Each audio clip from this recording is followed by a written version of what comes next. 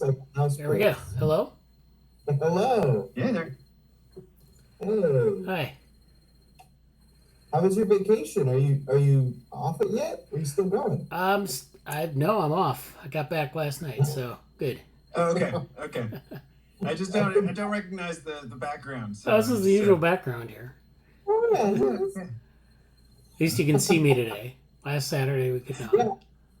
I guess I can see the dolly now in a way I've never been able to before. Yeah. Dolly, right? Yeah. My excuse is I'm not wearing my glasses. Yeah.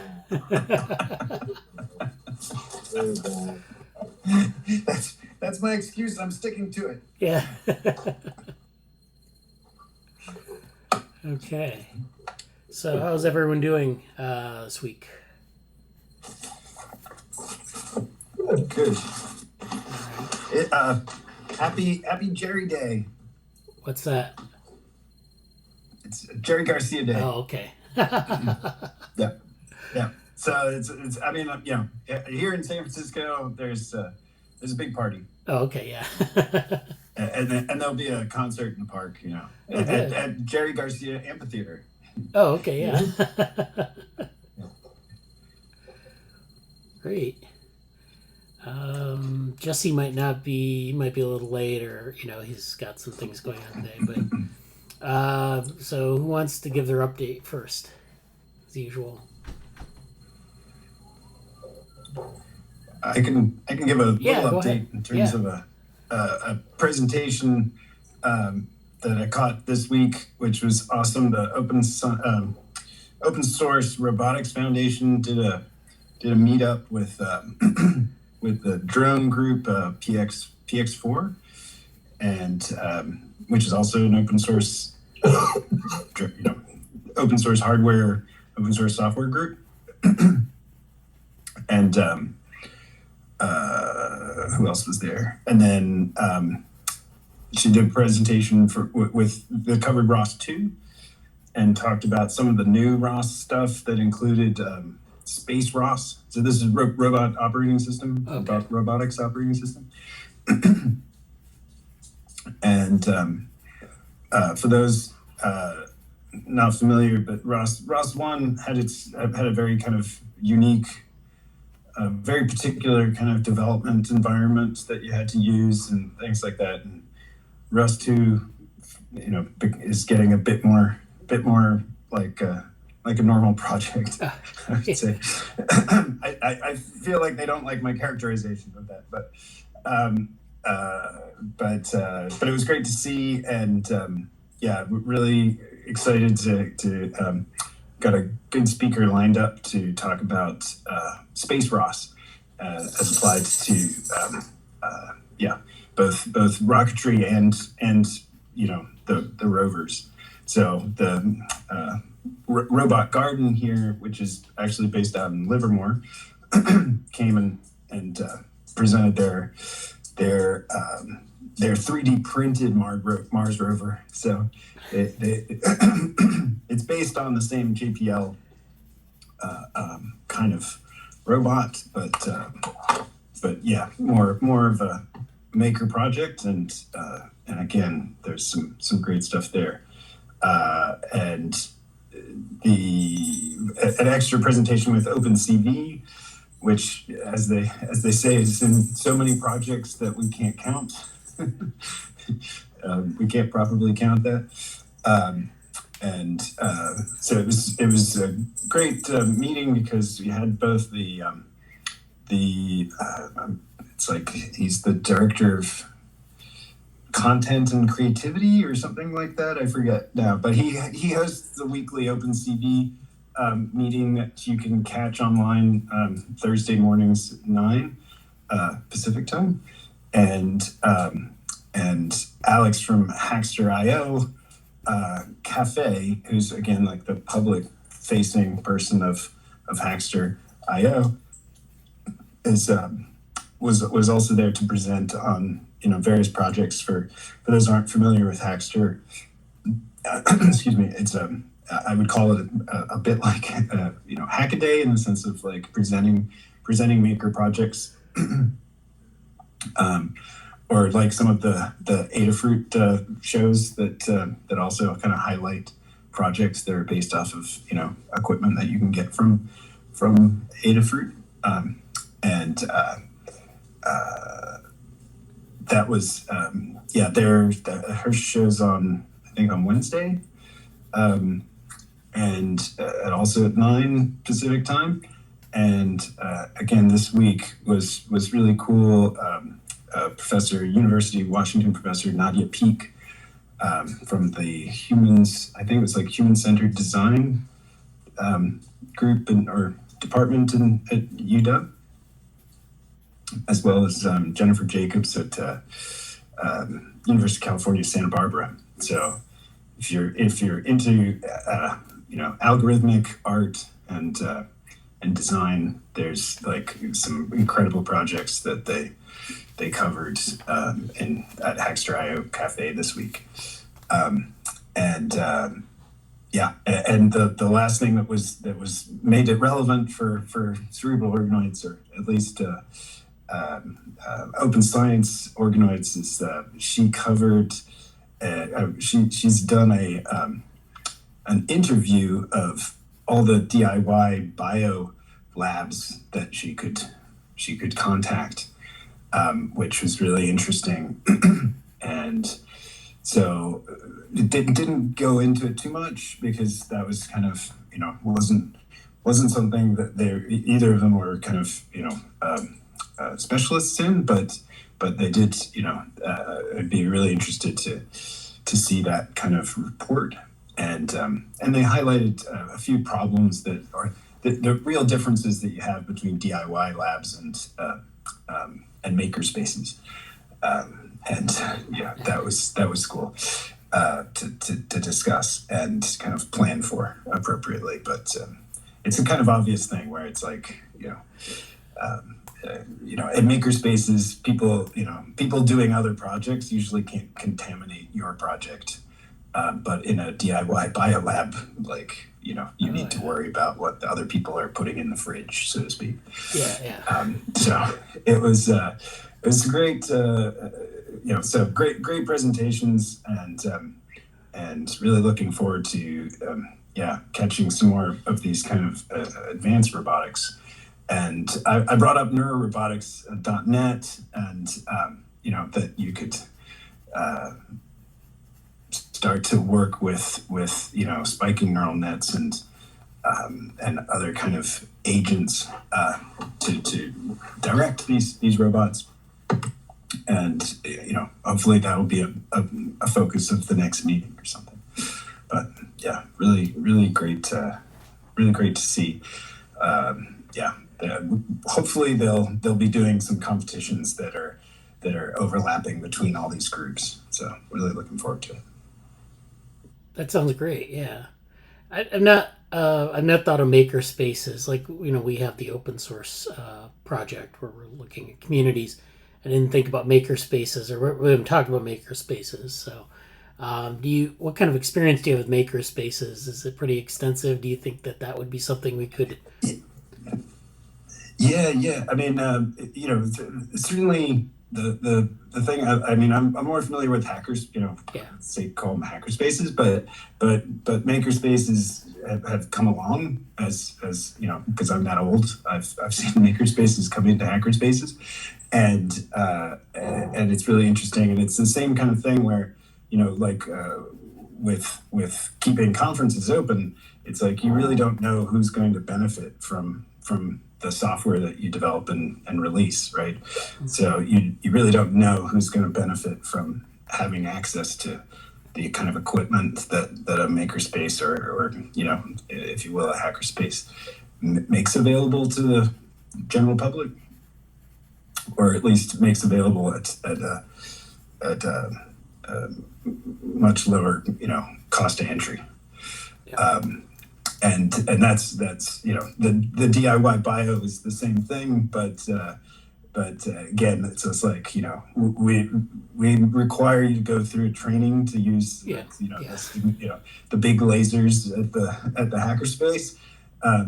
You'd have to go through some similar kind of training to get access to the DIY bio, and yeah, and that's not just so that you don't release some sort of deadly virus. It's mainly just so that your yeast project doesn't infect the other one. Yeah, I was gonna say you didn't intend it to, right?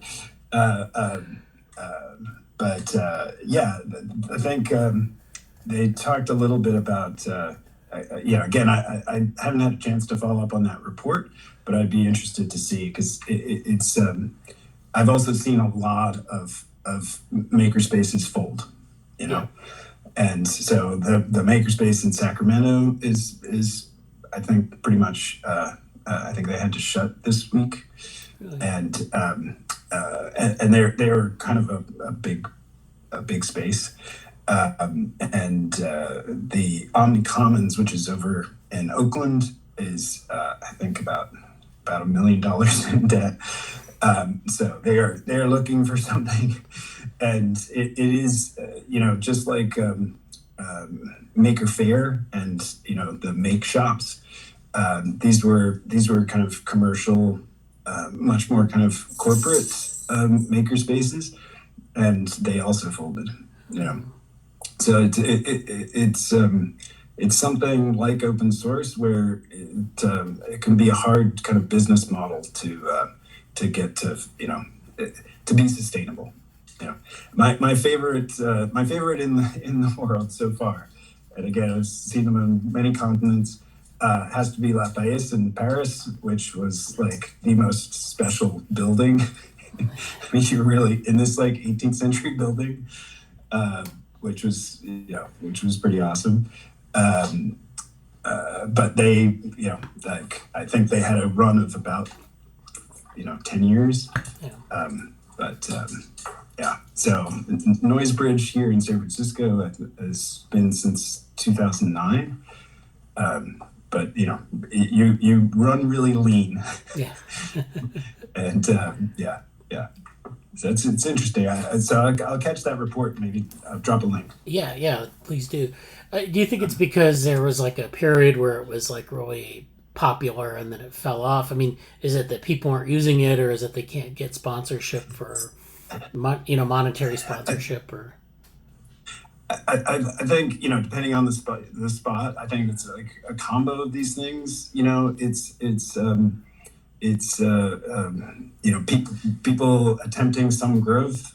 Like for the make shops, for instance, I think the maker fairs were very were profitable. Like they weren't the money sink, and it was when they moved into brick and mortar shops that it's like maybe they expanded too fast or something like that. That was a particular. Again, they were kind of corporate. But if you check Hacker News on, say, the Sacramento hackers or makerspace, and you look in the comments, you see the discussion about how much can you charge, like as a subscription model, how few corporate partners were willing to kind of step up and donate money, or like La Paese kind of shared their lease with some startups. So they kind of it was like they were kind of a landlord for some startups, and that was their way of subsidizing the space. But they didn't charge a subscription. So I see a lot of different models, and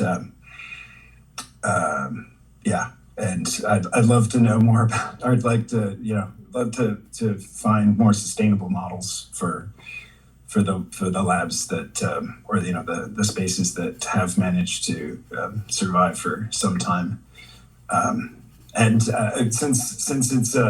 since it's also coming up on DEF CON, this seems totally related. Just point out that it's DEF CON, DEF CON next week, and so I think you had something on Twitter, Bradley, about like a AI alignment project, anyway, there's an AI group that's meeting at DEF CON and has a project. I certainly retweeted something.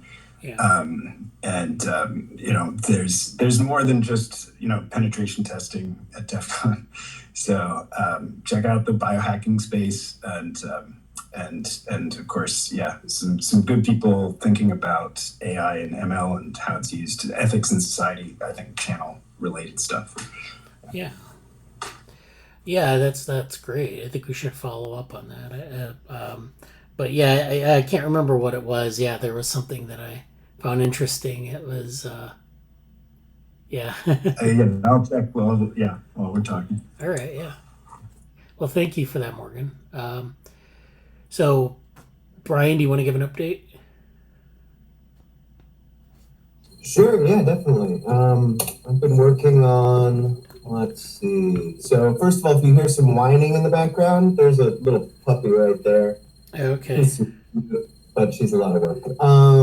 So that's been a welcome distraction, I guess. Welcome and unwelcome, but mostly welcome. She's adorable.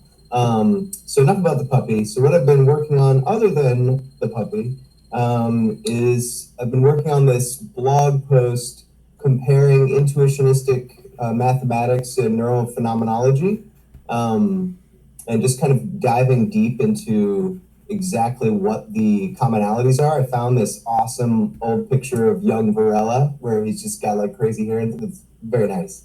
And of course, Orel, this guy. Anyway. You're trying to share your screen? Am I not sharing my screen? I'm sorry. You're actually frozen. Oh my.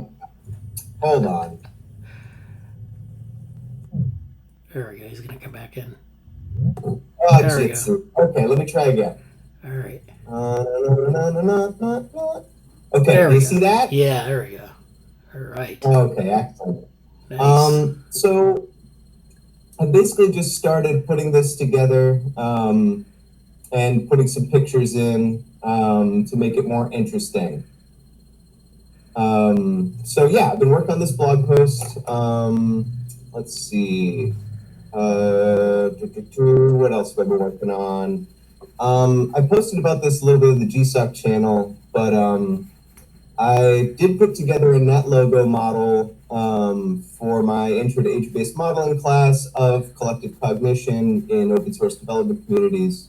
However, it is extremely unsophisticated. I've been having a lot of trouble. Maybe Morgan, I don't know if you have experience with this, but like getting even like a hidden Markov model to implemented in a mathematical sense in NetLogo has been very, very complicated in ways that I didn't expect. So, aren't you doing it in Python and interfacing with NetLogo? Or so yeah, I've looked at the Python extension a little bit, and I went down a big rabbit hole of trying to port a bunch of Python functions and then trying to kind of stick things in there and have them pop up. I mean, I just need I don't know if I need anything, but it hasn't actually worked yet the way that I would like it to. So I'm still kind of banging my head against the wall, just trying to get things to work. But it's been a lot of fun conceptually, and I've been distracting myself with intuitionistic math and neurophenomenology. So that's been a lot of fun. And as Jesse mentioned, Johann John has started this reading group on Tuesdays about this wonderful book that I've been raving about, Logiciel. You can't see it because the light in here is too bright, I guess. But it is a really wonderful tome. Other than that, I've just been trying to program all these little 8266 modules, these little Wi-Fi guys, to talk to each other and make noise based on where they are in space. Like a proximity detector for a piece that's going to be going up in September. That's another story. But yeah, other than puppies and school coming up soon and working on all these projects, that's my updates are fairly minimal this week. Oh, well, that's not minimal. Yeah. That's awesome. Yeah, thank you. And I have to give you permission for the blog because I don't think you actually have permission to post to Orel, but you usually draft it in your own account and then I give you permission, you can push it there. But that's what I'm doing right now. So Yeah. we'll talk about that when So- it's done. why don't you tell us a little bit about Intuitionist Math? Like, what is that? What is your interest Sure. there? And Yeah, sure. Let me see if I can find a good like diagram, basically. Because surprisingly, something that was very helpful for me when I started looking into it was actually the Stanford Encyclopedia of Philosophy page on it. Has some really interesting stuff.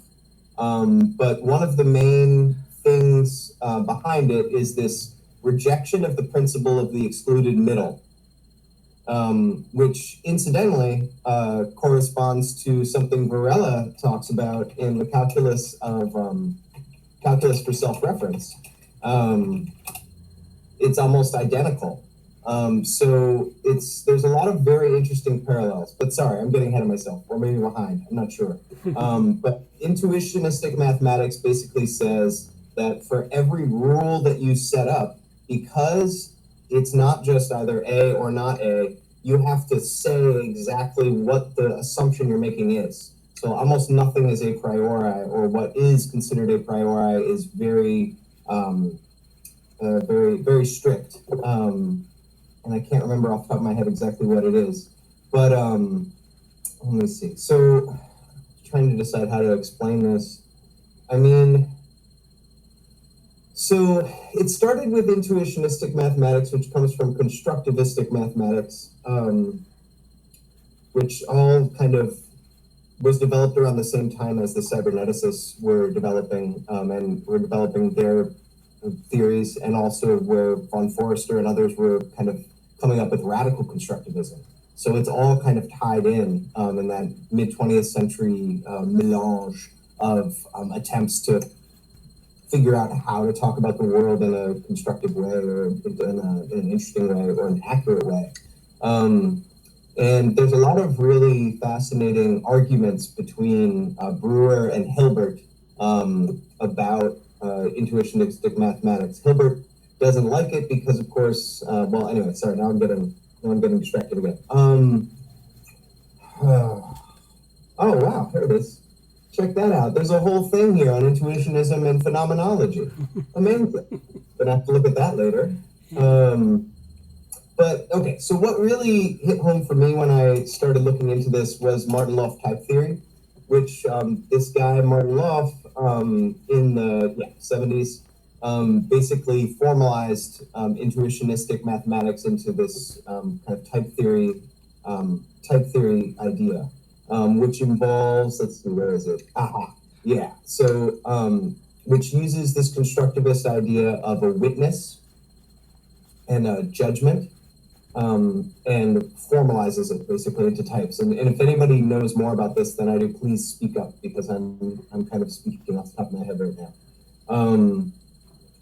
But basically, it's similar to phenomenology, or similar to neurophenomenology, in that the experience or embodiment of the math is contained within the math itself. So like your ideas about what the mathematical function you're trying to describe are side by side with that math as you're using it. So it's even more like calculus for self-reference, which is just, I don't know if you guys have read this. It's beautiful. I'm just going to put it in here. It's Varela genius. But what's really exciting about this, and where Logiciel takes this idea, or where Pavia takes this idea, is that Vladimir Voevodsky, this mathematician from, I think he was at Princeton near the end of his life, and he just died recently, was able to take this Martin Loft theory, I can't remember how to spell his name, there we go, and expand it into homotopy type theory, which there's some really beautiful lectures by Voevodsky on homotopy types, where he really explains it very, very well and very nicely, even for somebody that doesn't have a background in mathematics. But the implication of it, and the reason why I think we should be interested in it, is that homotopy types are very similar to the different first, second, and third person orders of experience in DePraz and Varela, and they're also similar to the cybernetic orders of observation. They get there by basically taking these Martin Loft types. Let's see if I can find them. Like these Martin Loft types, each one has like, so you have like a node in a type, and then it's connected to another node somewhere. Just kind of like it becomes almost like a graph theory at a certain point, the way that the types are constructed. And then that graph theory can be imagined as a geometry, like with nodes and edges and vertices and whatnot. And when you do that, you start to get different dimensions of logic, basically. And so Blavatsky goes on to prove that this is the case, and also to say that so a zero order homotopy type theory is basic logic, like predicate logic, I guess we would say. And I could be wrong about that, because I've never really understood what exactly predicate means in that sense. So then if you go up an order from there, you get set theory. So so the homotopy types start at the bottom, and they're able to explain set theory in terms of logic, in terms of predicate logic. And then on top of set theory, you get category theory or groupoid theory. And then it can keep going, is the amazing part. So like current mathematics, we kind of stop at category theory, and there's some other meta stuff going on, but mostly set theory and normal logic and category theory give us what we need. But homotopy type theory says like, we can just keep going. We can keep blowing things up. So it's this kind of amazing implication of this way of thinking of things in terms of orders, or in terms of thinking of the way that things can be described, and in which, and the relationships or isomorphisms between those descriptions. That's my rambling. That's my rambling attempt to explain intuitionistic type theory. I'm sure it makes no sense. Oh no. I like this last part that you were talking about with the orders of almost like cybernetic orders or orders of control theory, even you could think of it. And then like the different types of math that you would use. So there's predicate logic, set theory, category theory, and then higher order stuff. And it's, I guess it's almost like you have logic, you have basic logic, you have then sets that you define overlaps, and then you have category theory, which has like functors and other types of things in it where you have transformations. And then you have higher order stuff from that. So it's like building upon it in terms of, it's almost like flatland, where you're in a flatland, you're on a surface, and then you're building like new dimensions, and yeah, so it's pretty nice. Exactly. Yeah, and I know we've talked about like, well, in the DePraz book and some of the other things, we talk about like orders of observation or cybernetics in terms of observer versus like, non-observer, and those sorts of orders of cybernetics, which I had to say, even to me, it's not really clear exactly how you define them. But yeah, I think that's a nice kind of connection. I don't know what the connection is directly, but I mean, it's good to think about it because, yeah. Well, that's what I hope to find out through making this blog post, is kind of teasing apart the connections. Yeah. So right now my blog post is just kind of these big chunks of giant ideas, and so I'm going to go in and see if I can tease that out a bit more. Yeah, that's the way you have to do it. You have to work things out like that. Sometimes just kind of like stumbling through it and reading and working it out, and then you find out that you've gone down a bad path or a good path, and you just pick the one. So yeah, it's always like, people always think you have to write a paper. Like they always teach you how to write like from outline to like finished product, which is nice if you know what you are doing. Like if you're just writing up something that you know about. But if you don't know that much about it, which is of course in like a more exploratory paper or a theoretical paper, that's a better way to go, is just to like kind of work it out in little modules and then put them together. The stuff that goes right, and maybe even some of the stuff that goes wrong, just put it in there, and but yeah, don't feel bad if you have to backtrack several times, because that's the way that goes. Great. And what were the thing that you pointed out just a moment ago that was really interesting. I'm trying to remember exactly what it was so that I can focus in on that, which was it the connection between homotopy type theory and neurophenomenology, or was it between, maybe it was between the abilities of type theory to explicitly explain these kind of cybernetic order type ideas? Yeah. So I guess the orders of cybernetics, which we've been talking about in our cognition futures group, we say first order, second order, third order, and then we've been talking about like first and second person, but that's like different. But yeah, I mean, in cybernetics, it's usually like there's this first order cybernetics, second order, third order, and when you go into literature, they have like different definitions, and it's usually like I think second order and third order involve like the observer, and like the first order doesn't. It's just kind of a description of the system.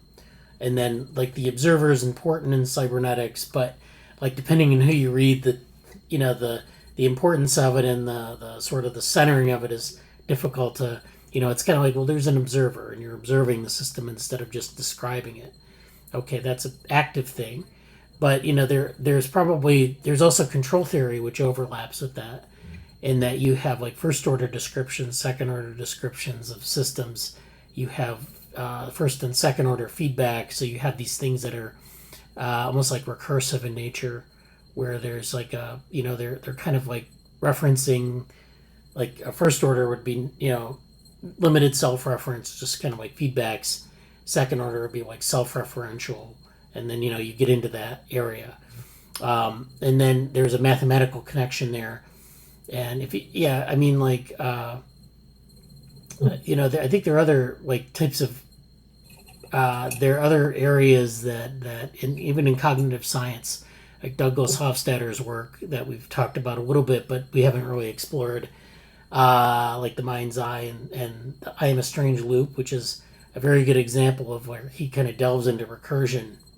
That's an area I don't know where the connection is there either, but I think there might be something there, because we kind of go into these little areas and we kind of find these connections, and it's like when you get into recursion, it's like there is people do talk about a formal mathematics, but it's like all disconnected. And yeah,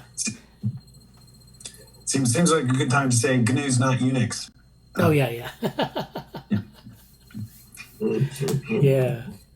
I've always naively assumed that the orders of experience in DePraz and Varela are almost identical to cybernetic orders. And identical isn't the word I want to use, but I guess I want to say they're almost isomorphic to the cybernetic orders. But that's just totally wrong and naive, isn't it? I don't know. That's what I mean. It's this. Go ahead, Amanda. I feel like that's wrong because it, like in cybernetics, the orders seem to like build on each other. Like there's a kind of nesting structure, whereas in Varela, the third personal seems like completely removed from the first personal, in a sense. Like it seems more of a one-dimensional spectrum. Like it doesn't seem to build on the first personal in the same way. Yeah. That's just the first like half-baked intuition, is there seems to be a importantly different like structure. Yeah. And is that third personal, does it kind of exist as like a landscape on which the first and second person kind of act? Or is it tied to the first person in that it's there only because we know that the first person is there? I guess it is like a product of the first personal. But the third personal is supposed to be just like, objective science, right? Well, I mean, I'm gonna throw this bomb of a question in there, but like,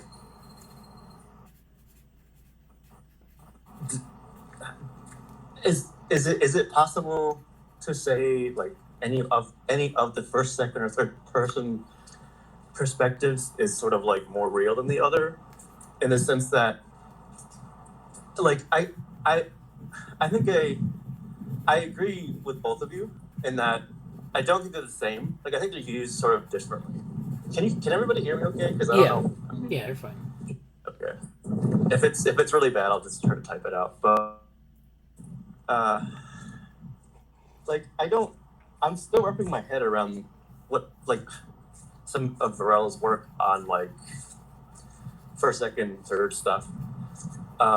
Cybernetics is a little more clear to me, but at the same time, I feel like I wonder how much like some elements of third person view are sort of, and I'm not trying to segue too much into something else that's on my mind significantly about the boundary between subjective versus like the subjective inner world versus the objective outer world, like the whole body problem stuff, or what we want to call that. But I feel like is third person like I guess I want to use the word like make believe. Like is it kind of just this theoretical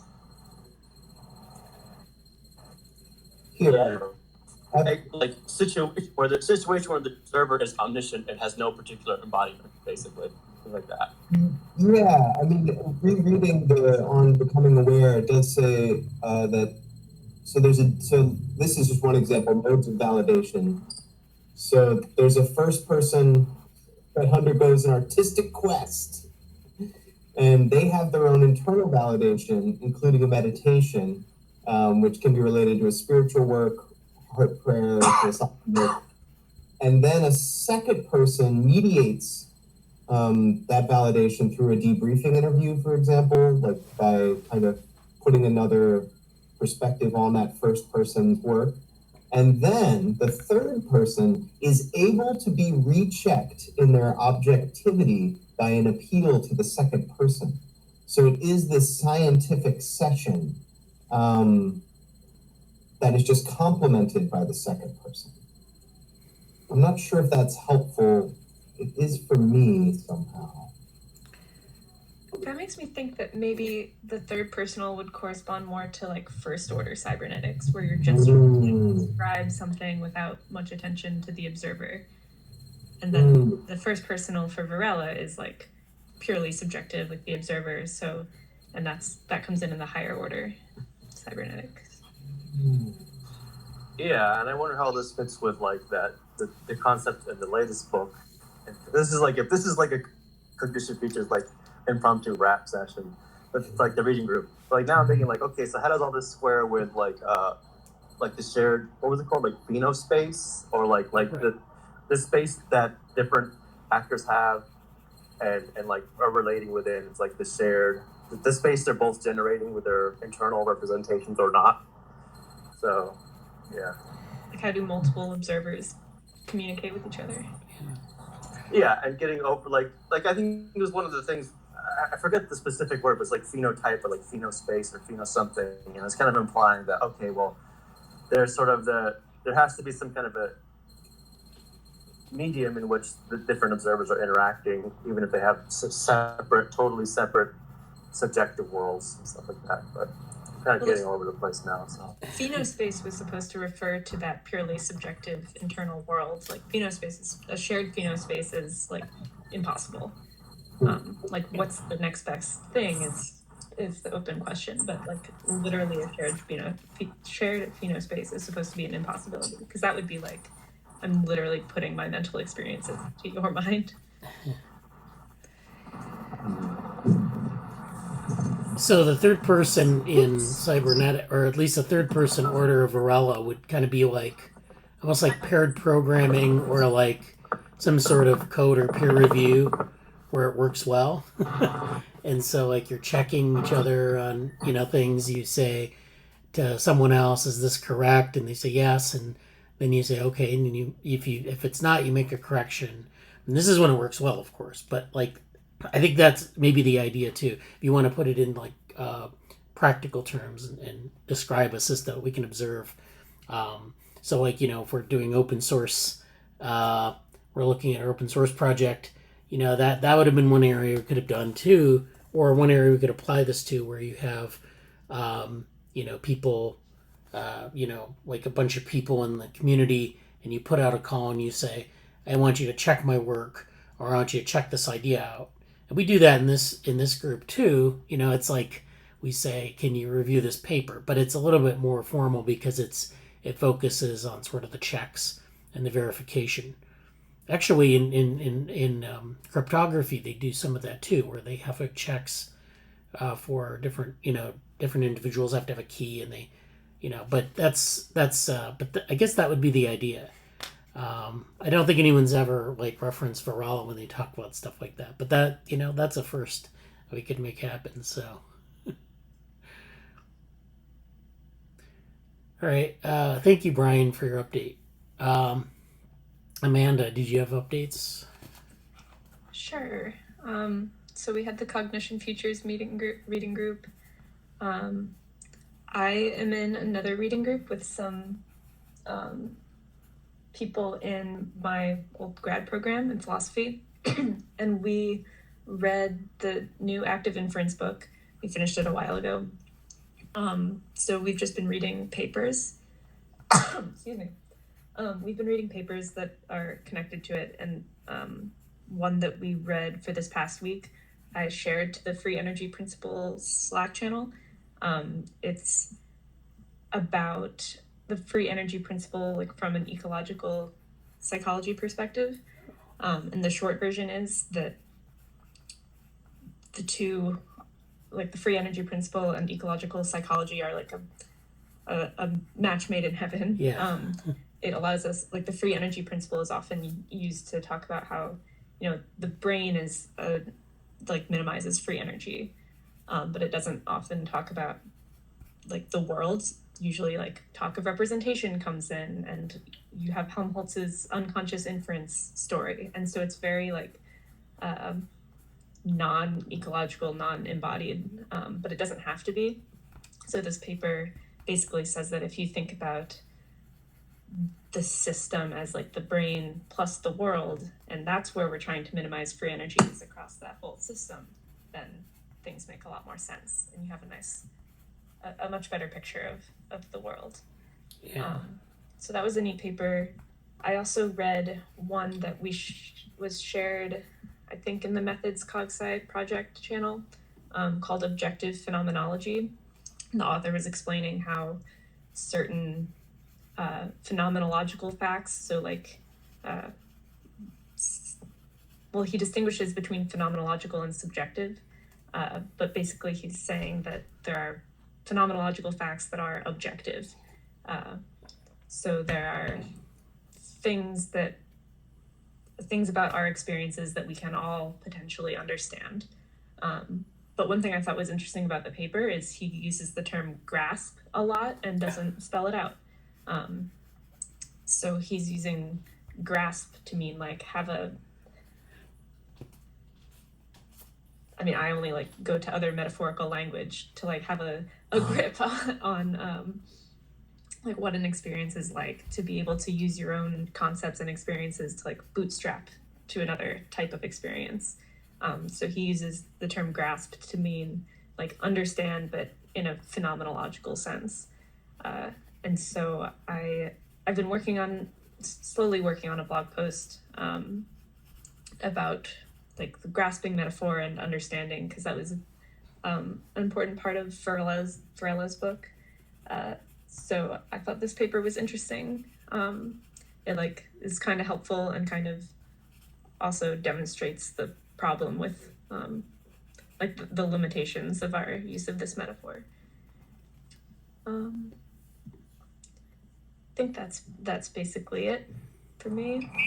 I have two questions about that. Yeah. Or comments, I don't know which. First, the paper about active inference and ecological psychology, that sounds very familiar, and I'm not sure if we ever talked about it in this lab. I feel like something that Avery found and sent to me is like, oh, you should read this, and I haven't. So I'd definitely be interested in talking about that, or like if you want to go more in depth about that paper specifically at some point, either in the lab or in the group, the reading group or someplace, I would definitely like to go over that specifically, because I think that's one that's on my list of things to read. I have a feeling it'll be relevant for this Fuchs book once he gets into his own like theory of mind. Mm-hmm. Yeah, I'm really curious what the convergence and the differences are going to be, kind of, because we're kind of fleshing out, like in our wrap session a few minutes ago, like we have this sort of like tangential, semi-congruent looking things, and it's like, what's going to be next, or how do they fit really or not? So yeah, okay. And secondly, the grasping metaphor stuff. Yeah, I'm curious about that too. I was going to mention this in part of my updates, and I might just segue to that here, but a very incomplete conversation and set of thoughts I have, like, I had an exchange on Twitter with Johan, Dr. Johan John, our external friend of the lab, I would say, something like that. And it was about, Johan spent a lot of time thinking about analogies, and that's one of his big, like, I think analogies has kind of led him, like, when it was an earlier stop on the train that he or we are now on, in the sense of, like, now he's doing this. I wanted to ask, Brian, did you ever read the book Logicel before? Or is it like you've heard you wanted to read it because you knew it's about similar stuff? Johan posted about it on Twitter, and I was like, wow, that sounds amazing. It's a lot of reading. Okay. Okay. Go figure. That was a random remember. But like, I asked him randomly about like the starting point of analogies, and like, do you like, because sometimes you make an analogy, people don't get it. Like, how do you kind of deal with that? And he gave, it was the brief exchange, and one we could maybe talk more about, and next time we're in a group deal with him or something like that. But I think one of the things that came up from that was just like, and it's not quite grasping, but it makes me think about, and I'd be curious if this comes up in your post or not. It doesn't have to by any means, but it's sort of a stretch that's on my mind. Is like, my question to Johan about analogies was like,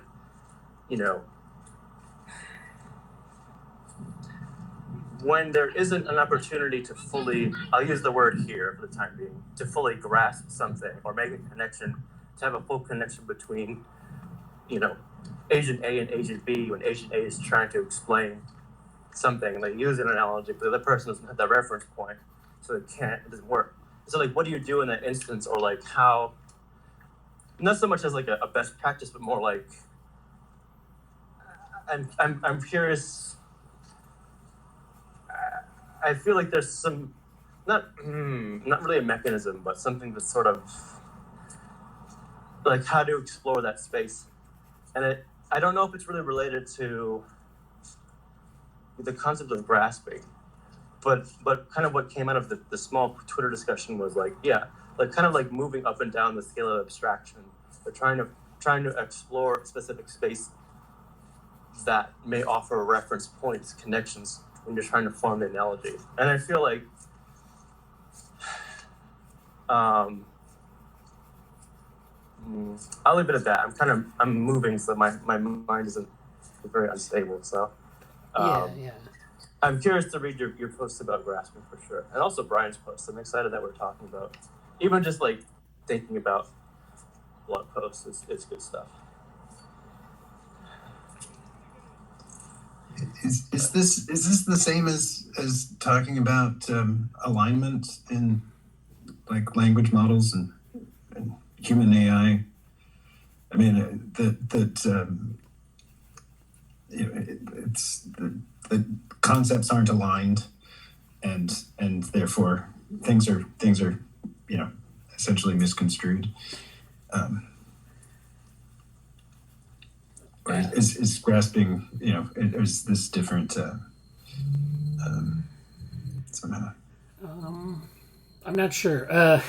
Well, I'm not sure what alignment is directly, but yeah, it's aligning concepts. I mean, I'm sorry, I'm just taking the vocabulary from Right. large language models and AI researchers in terms of like when they're talking about alignment issues. Right.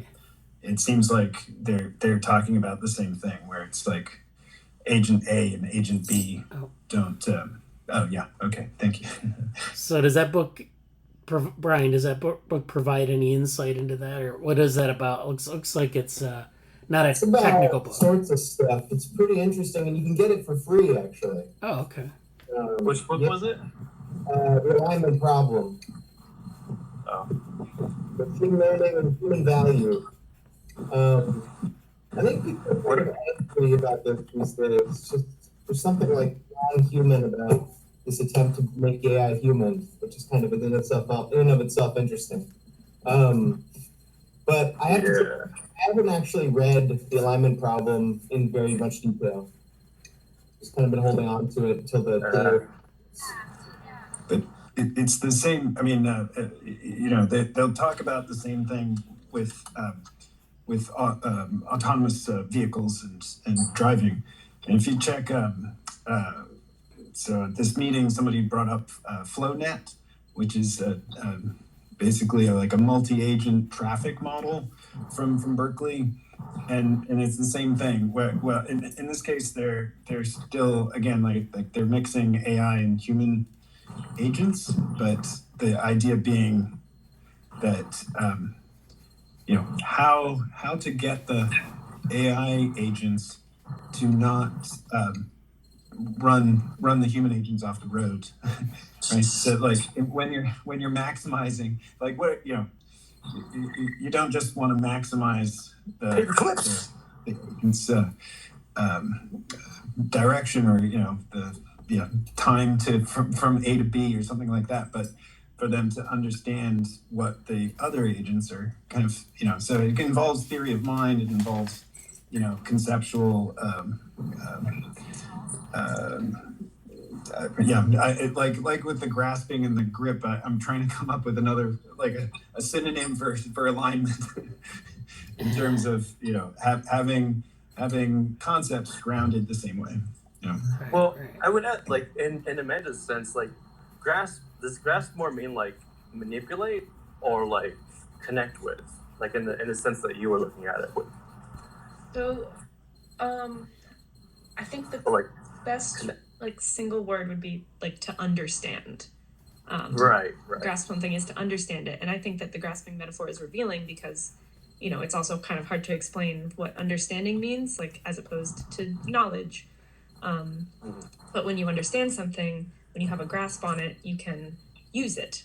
So this is where I think the embodied metaphor is illuminating, is when you're holding onto a tool, when you're grasping a tool, you can use that tool to accomplish a task. When you understand an idea, it's not just that you like know the idea and can repeat the proposition and claim knowledge, you can like employ that idea in service of your own and some other project. And you can communicate. I think communication is an important part of having a grasp on something and understanding something. Yeah. I think of basically like familiarity with affordances and also like almost ability to communicate others how to use or interface with them. I think understanding is almost like a kind of like psychological affordance. Like you have the grasping is like the physical level, like it allows, affordances in the physical world. And you can think of understanding.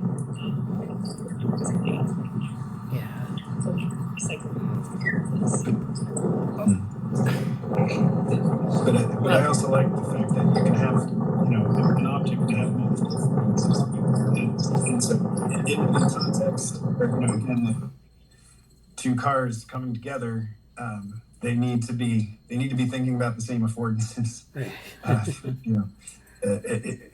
And that's like somehow separate from just the like you can have an understanding of each one, but not necessarily know which one you should be applying or which one the other person is applying. So this is at a deep, like understanding is at a deeper level than something like grokking, which is what the Numenta people like to talk about, like when the algorithm needs to understand a concept but only sort of as a heuristic type of thing. This is much deeper, and Yeah, I think with like metaphors, if you're using a lot of metaphors that are like, like sub-referential, where like if I give you, I I tell you a joke, and to understand that joke, you need to know something else, and then that's something that it almost goes back to this whole idea of like orders of feedback, where you have these different orders of, it's contingent on different orders of feedback, and you need to have that all in place. Um, so yeah, Well, yeah, and like inside joke stuff makes you think about the tracking or the mutual, like the things I said before a while ago about getting to, like, even this is kind of related to alignment, I suppose. Like you have to get enough points of reference between the parties where they can say, okay, well, relative to this thing, I'm going to operate or move this way, or okay, here are two landmarks. Here's something I can triangulate a whole set of maneuvers from, or like that seems to be almost a, I don't want to say digital analog kind of a thing, but like there has to be in a space. I keep wanting to also go to like CGS, the geometric structures, but I don't have that fully worked out yet. Like you have to kind of create this arbitrary space between, but also like I think one of the things that's difficult in this, like one of the things that's coming up when I'm talking about is like I'm jumping all around between like a more personal one-to-one exchange, which is like different than maybe like a one-to-many or a many-to-many kind of exchange for aligning in this way. So that's something to unpack a lot later. yeah. I feel like I don't have I feel like a lot of my comments today are like extremely nebulous, so I apologize for that. Well, we can put a pin in this, yeah, and then come back. And I think it's definitely worth thinking about, especially with a lot of things moving parts that we have in the meetings and in the other meetings that we have, the sub meetings. Yeah, So I feel like I'm sub-reference, just yeah. like saying like these like scratch notes verbally, so I can come back to them later and look at them. Yeah. But the last thing I'll say about alignment is one of my very, very good friends likes to say all the time, we're working on the human AI alignment problem, and we're still like very, very far behind on the human alignment problem, and so we're trying to kind of leapfrog the human problem, focus the AI technology problem, and it's like good luck with that. So yeah, shout out to that person who I won't say for now, but just feel like it's like I have to cite somebody who maybe doesn't want to be totally public about that yet. But yeah, it's certainly at St. John's in the language seminar or the language tutorials, but when you're translating text, it's really the difficulty of human alignment, because you're trying to understand the original author's ideas and then convert them to a different speaker's language, right? And so yeah, certainly got a lot of even more so when it respect. comes to like values and ethics. Yeah, or when you're translating poetry or translating philosophy, it's a real human alignment problem. Yes. So what time is it? I can't really see what. Okay, sorry. Yeah, it's top of the It's about hour. 11. Yeah. All right. I guess I don't know if we kind of more from updates and just freestyling. I think I can talk for a bit more. Okay. Was there? I don't want to interrupt anything, but I might do my rest of my updates now. So Amanda, did you have any more updates, or I know we can squirt it off. Okay. Well, thank you for your updates. That was very good. And then Jesse, you had maybe an update? Yeah. We kind of talked about the Johann's group. That's exciting to me because I feel like it kind of popped up out of nowhere, but I feel like I was very excited in the Slack about it because I feel like I showed this in the Cognition Futures reading group, so I won't get into it too much. But basically, I was kind of curious about Johann's approach to the book and why I wanted to discuss it. But I feel like I have this sort of instinct or intuition about, I feel like, I guess I'll say, like, I feel like he's scaling the same mountain as I am, or we are, just at a different angle. And I'm really curious to see what, I feel like it's one of those really, really fruitful situations where someone from a very different background is trying to look at the same, you know, even in like educational, political, like power sense. Just the awareness of like a lot of it was sort of after the recording stuff, but like talking about barriers to entry and sort of the establishment of certain fields of study and you know, how can we move forward? And he's kind of hoping that something from the book will kind of offer how to move forward. So I'm very curious about that and a lot of the things that Brian's mentioned about the typology stuff. And I think that'll be a fun thing. It's also great because I don't have to organize it directly. So being able to just sort of, you know, ride the train for a bit or be in the passenger seat is great for me. But that said, hold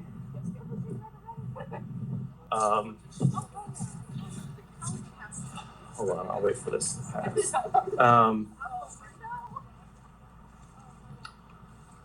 Yeah, it's been a slow, difficult week for me. I wanted to be a little further along with the We Robot stuff, but I'm still finishing up some things today. I'd appreciate if people are around later today or tomorrow and they can look at it. I'll try to post something in the Slack. I think we have until Monday, so there's time. But my plans for this week got blown up pretty big by unexpected, unfortunate situation. But that's how the cookie crumbles sometimes. So We Robot is in the works, and I haven't fully initiated it yet, but I really want to put a little bit more meat on the bones of the methods project, because I feel like we're, especially as the blog posts come out, we're starting to, like, each of us has a very interesting set of, like, very, very interesting stuff going on, and the different perspectives that we have and experiences we have, I feel like are really valuable, because we're not all, like, you know, people that cut from one cloth entirely that are looking at the same problem. And so I'm trying to, I want to really put something together about it and make it something before the iron gets cold, because the iron's hot. So I feel a lot of like that energy, and I feel excited about that. The only other thing I'll say too, at a larger scale level, is there are a few, I wouldn't mind trying to go over, I know they have the submissions Excel file document thing, Bradley, but I feel like I have the opportunity to try to go to some conferences soon that may be funded for some of my work. Yeah. So I don't know if I'll be able, I really wanted to try to go to the computational cognitive science or cognitive neuroscience one in San Francisco. I don't know if I'll be able to, but I'm trying to sort that out. But if there's anything, I don't know if I can try to go to NeuroIPS or something like that. That's always very hard to get into anyway, and I don't know if I want to. But like any things that step out like that, like kind of let me know. I know there's a submission or an events or a deadline channels in the Slack, so that's good. But last thing I'll say is, so Sam, I have to I know Sam's not here today, but I want to kind of finish up her blog post, I guess. I'm just going to it's basically made it a little bit more anonymous, because I know she didn't want to mention certain people, but I think it's great that she's done that. So I'll follow up with that with her later on. And then, it's kind of time to talk about internships and fall semester stuff. So I don't know. It's not a good time for me to do that when I'm moving around like this. But let's maybe either, I don't know. It'd be great to almost have like a small administrative meeting about that. Yeah. Or talk about it next time, or ideally in the next week, so that way we can kind of get a little bit ahead of things and say, here's what we're looking for, and reach out to Casey, because we can do things through the university again, but also like there'll be other people, and we have some really niche things we want to find, like some of the methodology stuff or other things. So let's maybe try to aim for that in the next week if possible. Yeah. Yeah, that would be good. I know we need to get going on that because the semesters are almost starting, and it's always sneaks up on you. But yeah, we need to like think, and especially like reflecting on what we've done like so far, like this from like January to now. We've had a lot of experience with like getting in a group of people, and then how's that experience been?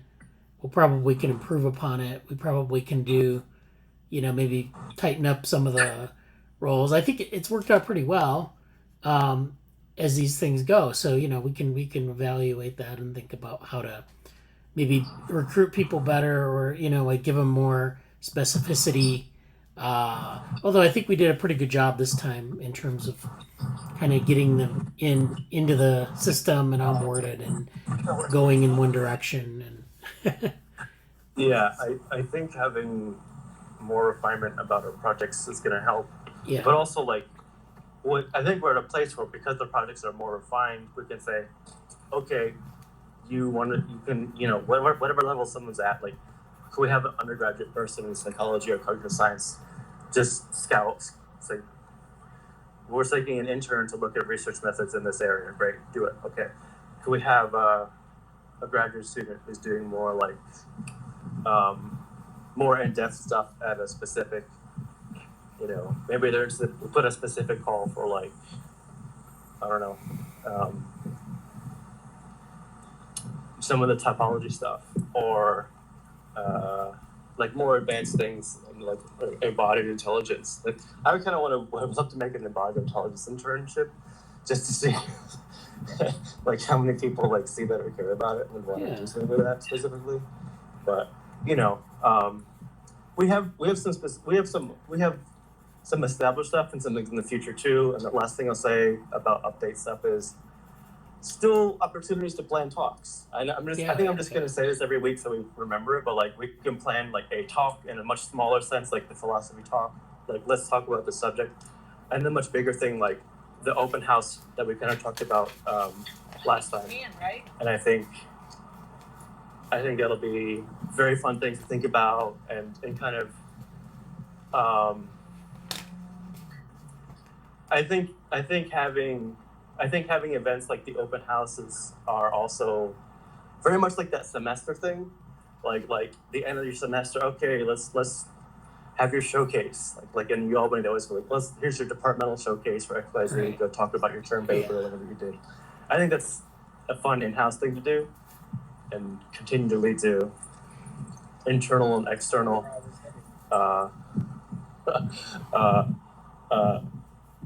the body problem of inside and outside the lab that we want to do things. But okay, that's my okay. I have my hat on right now, but it's my lab admin update as well.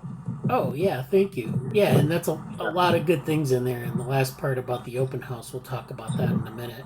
So I wanted to kind of, because we had some discussion in Slack about that, and wanted to follow up on that. So there's a channel for open house now. Okay. People wanna, like if you have an idea you want to say there, there's a channel just for open house stuff. So that's cool.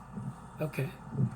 So in the chat we had some things about we had the Varela citation. This was the thing, I think that was the Varela document that Brian was sharing, and then the YouTube channel or the YouTube video here. All right, so that's here in the chat. So let's see. So I wanted to go over a bunch of things. They're kind of like just updates and things like that. So I guess I might as well just start talking about the open house now. So we had this last week or maybe the week before, we talked about starting having an open house on the model of like maybe like how we did the open room open house or some other type of model where you have people coming together in the group who don't normally get to talk about their things and talk about them, like maybe a 15 to 20 minute talk for each person, and then maybe inviting one person from outside and bringing them in and giving a talk on something. We'd have to plan that out because it's kind of like you don't want to have something disconnected where you say this is something that I'm going to talk about and then everyone talks about their own things, and maybe it would be something we could negotiate with someone to talk about one of the things that we're interested in the lab, or maybe like distributed research. Oh, there's a puppy right there. All right. So that we have to think about those sorts of things. But I think the first step is to kind of commit to a small step, which is I can do X.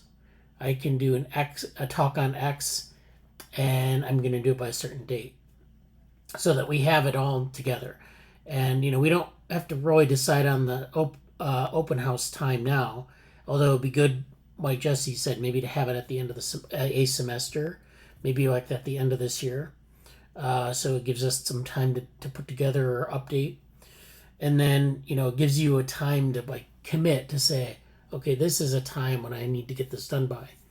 And I'd recommend for something like this, it's not like you're giving a book report or you're giving a talk on a specific topic. It's going to be something about what you've been doing in the lab, your interests, how those connect. So like Amanda, for example, would talk about philosophy, how she wants maybe her vision for how to bring philosophy into this environment. So, Amanda's she's come in as a philosophy person, philosopher, and she's been exposed to a lot of ideas. And, she's interested in kind of expanding her philosophical palette. So maybe a good talk there would be, I've learned this. This is something that I've really gotten out of the lab. And then maybe a vision for the next year, which is usually what people do. It's just like you have plans and you don't necessarily need to meet them right now, or, even know how you might achieve them. You just kind of lay them out and say, this is what I'd like to do.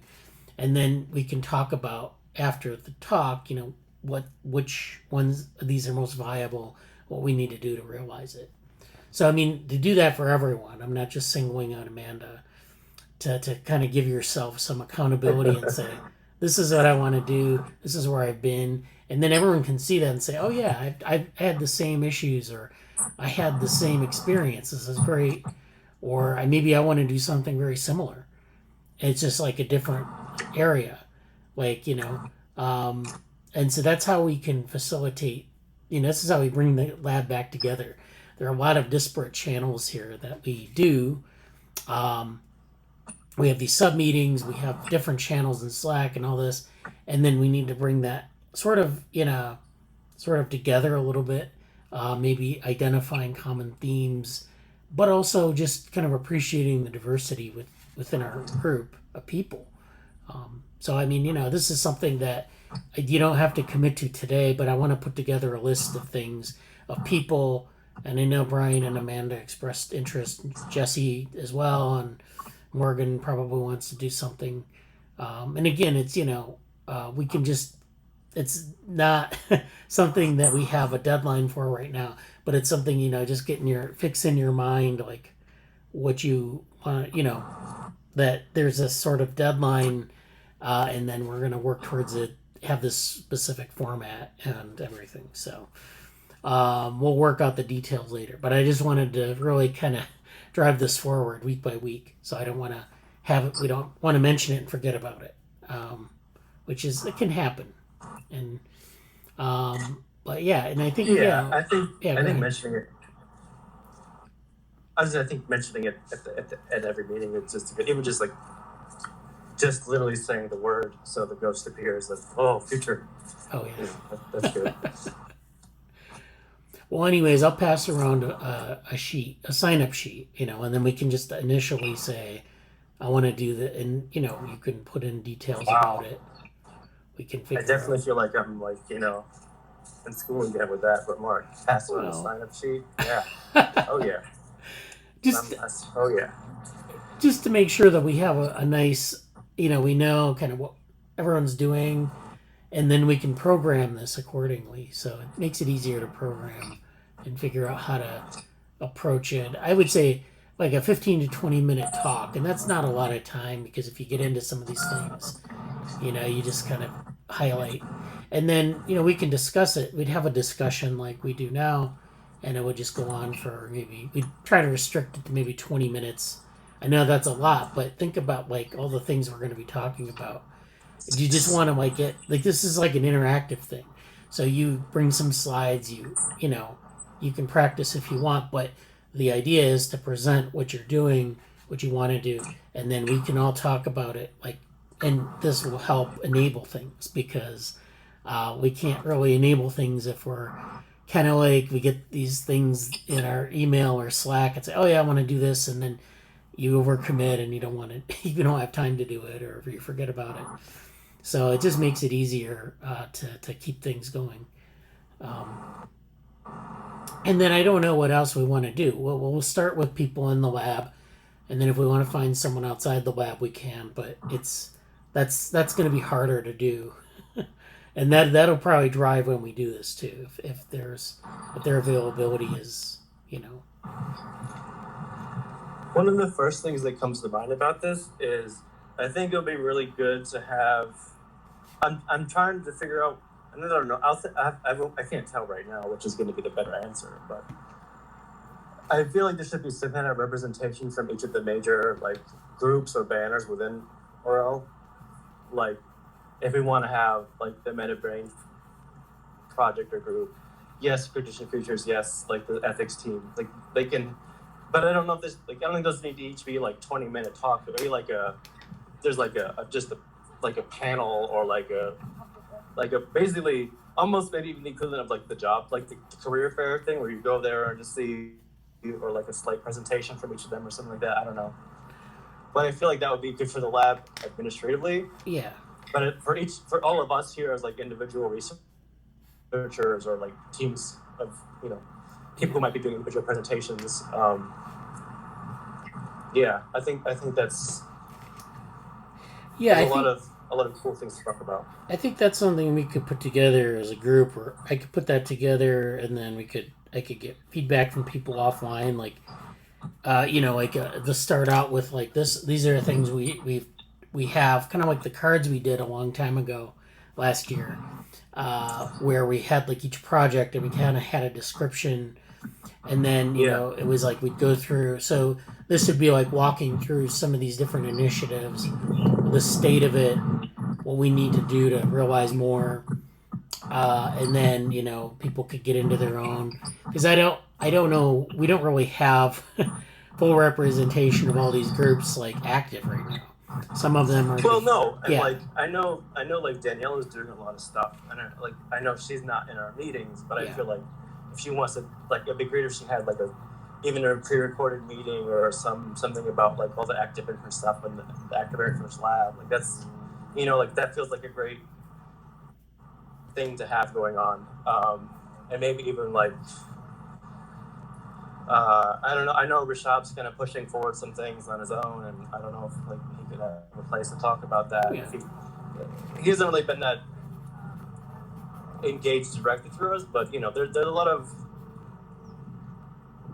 a lot of like the background stuff that should get a little bit of foreground. Yeah. Hold on. Yeah, I know what you mean. There are people who do a lot of asynchronous stuff, and they're not really represented in our meetings. But you want to have like some, and they don't even have to do anything live. We can just get them to contribute some updates or something and go over that. Just so that I just totally blanked on something else. I think thinking about this now is also good because in a particular way, it doesn't have to dictate or structure too much, but it might help. I think because I'm suddenly back to like particularly undergrad, where I was involved in a lot of like undergraduate groups and stuff, having some targets you know you're going to hit during the semester or talk more about later on is very appealing to people who are coming in, like potential new interns or people joining the lab. So even being able to say, this is sort of a double backing or reinforcement of our future orientation, I guess, and like giving people a clear on-ramp for what they can do. So I'm kind of excited about it in that sense too. Even if people give a talk about something that's totally very, very, very specific, like that's don't let what I said change your mind about doing that very specific thing, because we can just say, oh, here's a very specific talk, but it's under this umbrella. And I think even that is a very good thing. Yeah. All right. Well, thank you for the feedback. I don't want to put anyone on the spot, least of all you, Bradley. But like, I'm kind of curious. Like, do you have anything in mind that you specifically want to talk about in such a situation? Like, I know there's so many things you could choose from. I'm just genuinely curious. Well, I probably won't. Probably something that would balance out everybody else's talk. I probably would do like the intro talk. I mean, because I'm okay. Yeah. So that would be my talk, but like it would be, but that'd be fine. I just. No, it's fine. I was just thinking like, wow, like, it's both foreign and exciting to think about the end of this year. Like, I'm on a personal note, I'm actually really excited. Oh, it's getting loud. Hold on. I'm really excited about the change of seasons. Yeah. It's actually pretty cool today here in Boston still. It's like 70s. So thinking about like wintertime and the end of seasons, like, whoa, like that's, wow, like, yeah. I don't know. It just feels like a lot's going on there, but yeah. Anyway, we'll move on. All right. Anything else you wanted to say after the open house comment and stuff? Well, did anyone else want to talk about the open house idea? Anything? Yeah, anything sparked anyone's attention? They want to like, ooh, I really want to do X, Y, Z. I know it's kind of far away, but even having a general inclination. Yeah, it's trying for, targeting about like mid-October, right? Yeah, we could do that. I mean, that would be good. That was kind of fun. I wonder, watching the way that what's the name of the project? Indiana Comp 3D, CompCell 3D? Yeah, CompuCell. CompuCell 3D, yeah. The way they kind of had kind of pre-meetings before their hackathon or their developer week. I wonder, if I should focus on just more kind of just neuroimaging and neurotech as a kind of follow up to as a precursor really to the Neurotech X hackathon, the global hackathon that's going to come October 29th and 30th. And it could be kind of an overview of some projects that Neurotech X has developed as a community, but also, kind of suggesting, again, drawing from the Neurotech X community, talking about potential projects that people might be interested in, because, again, it was really nice to see people basically present, do mini presentations of potential projects a week or two before the actual event. Yeah. Give people time, it's like rather than waiting till the actual day to get presentations from people and, allowing people more time to get ready for, the very strenuous 2-day event. Yeah. but I, I don't know if that's taking away. I mean, that's something that I can talk about quite easily, and potentially answer questions about, like, like when you say open house, I don't know how interactive it's going to be. Well, I mean, but that's an area that, I imagine that we could do like pre-recorded things, and then we could have like just like this meeting where people's, we could do a pre-recorded talk and then discuss it, and then if people have insights. So I mean, it doesn't have to be like you have to give a presentation live and then, yeah. Sure. And it wouldn't be inappropriate to be talking about NeuroTech-X. No, that would be good. Yeah, I think there's a lot of we need to think more about some of these connections between other groups that we want to work with. Great. I don't know anyone from ActInf, but like maybe that too. I don't know. Yeah. No, I mean, absolutely. That would be even better. I mean, I do know how to, because that was coming out of Carl Friston's work, which is again like it's all neuroimaging related. It's easy to tie that in, and again, I feel like that's kind of the most developed, and I'd really like to continue to build momentum for this. October 29th, 30th event. Yeah. So it certainly, it would help me justify all the neurotech that I'm dropping. Yeah, definitely. Virtual reality. Sorry, and that can, I don't know if it's related at all, Jesse, to, We Robot stuff, but we'll definitely be also talking about virtual reality, mixed reality, augmented reality, as part of neurotech. So that might be good, even though I'd really like to absolutely stop sampling from lots of fields and just focus on the organoids, because and other kind of material science things. But I think that would be the most appropriate talk. Yeah, definitely. I think that we have a number of different groups that we kind of interface with at different levels. So we have the Neuromatch, NeuroTech-X, ActInf, the plot twisters. I can relate this to like Neurodata Without Borders too, and Yeah. Dandy Archive, and Neuromatch as well. Certainly, again, like the current CEO is a former chapter lead at NeuroTech-X, or I shouldn't say former, probably presently still, from Salt Lake City. I want to give a quick shout out to Ankit. Hey, Ankit. Oh, nice to see you. I don't know if you're able to be on voice. I don't want to type anything. But, yeah. I'm playing with those Linux tools. Oh, hi, Ankit. Yeah. Thanks, Ankit. Linux tools were great. Been messing with them too.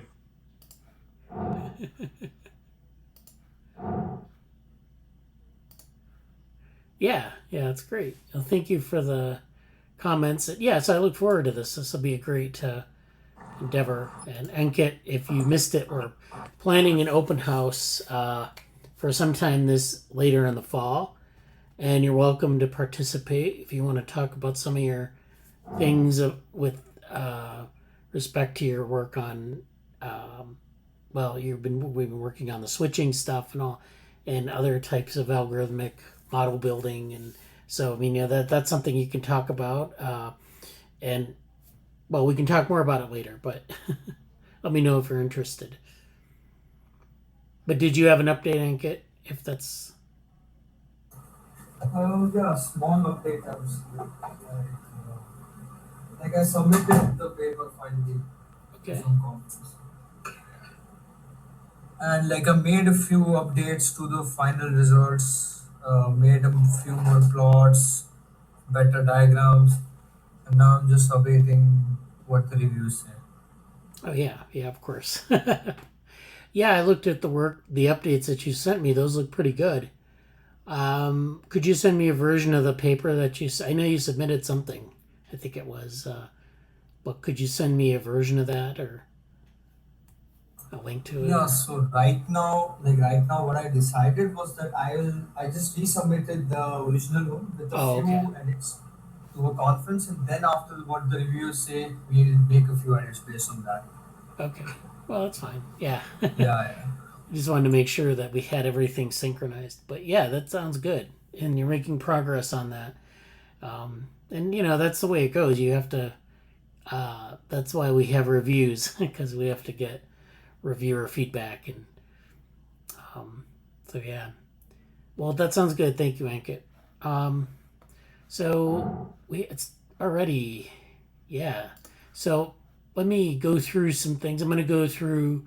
Actually, I want to talk about a new paper that we have, and if you go to our the ORL Medium, I just posted something, a profile on Gsoc students. So if you I can actually pull it up.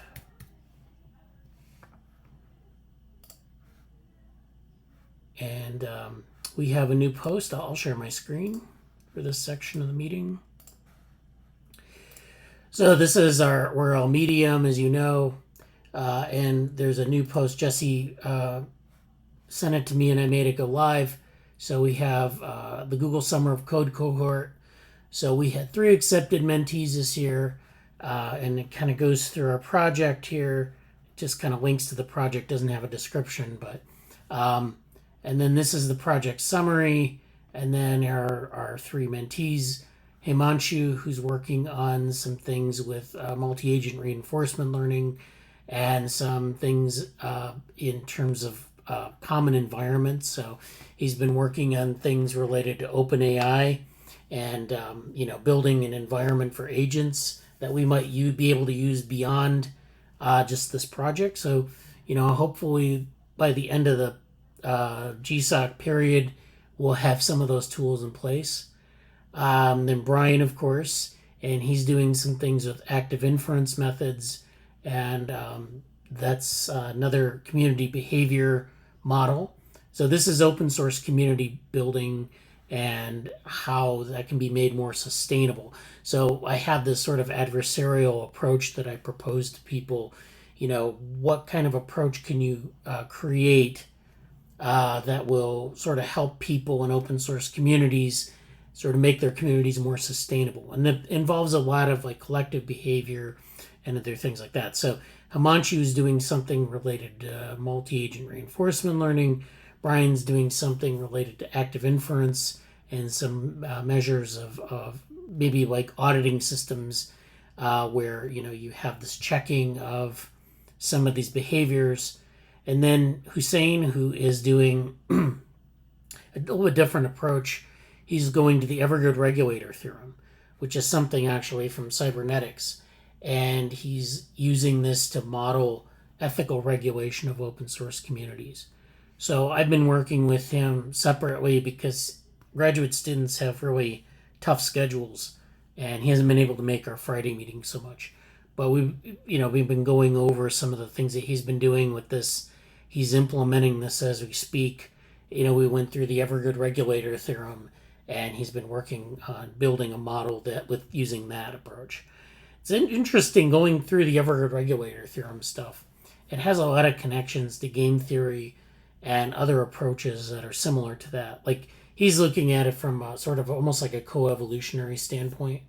So he's been interested in looking at predator-prey models and things like that. So this is an interesting approach. I'm sure this will yield some interesting results.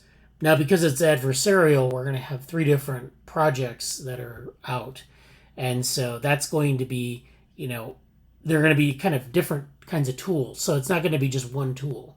The benefit of this kind of approach is you can drive customized approaches for different people's needs. So in this case, if we release this, it will have 3 different approaches that people can use. And they're going to focus on different measures and things like that. In one way you could say it's kind of inefficient, but in another way it really drives you can attack different parts of the problem this way. So multi-agent reinforcement learning methods model things in a fundamentally different way than active inference methods. So, depending on what someone prefers to use, what measures they're looking at, they have the tools to do so.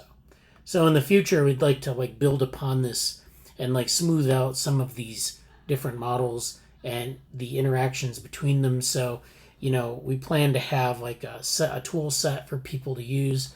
And then in future years, we might build interfaces between these different approaches. Like someone can bring up this, they can open up an executable and they have these different types of models they can use, and then expand maybe the different measurements looked at for each of these models, and then say, what is the sort of model checking between the different models.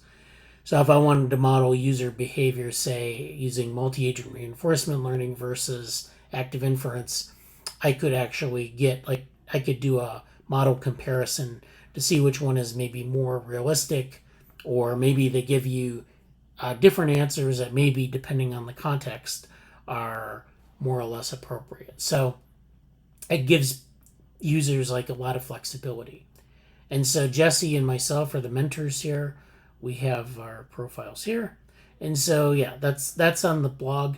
And hopefully, I know that Brian's working on a post, and Amanda's working on a post. So these are things that we can publish here.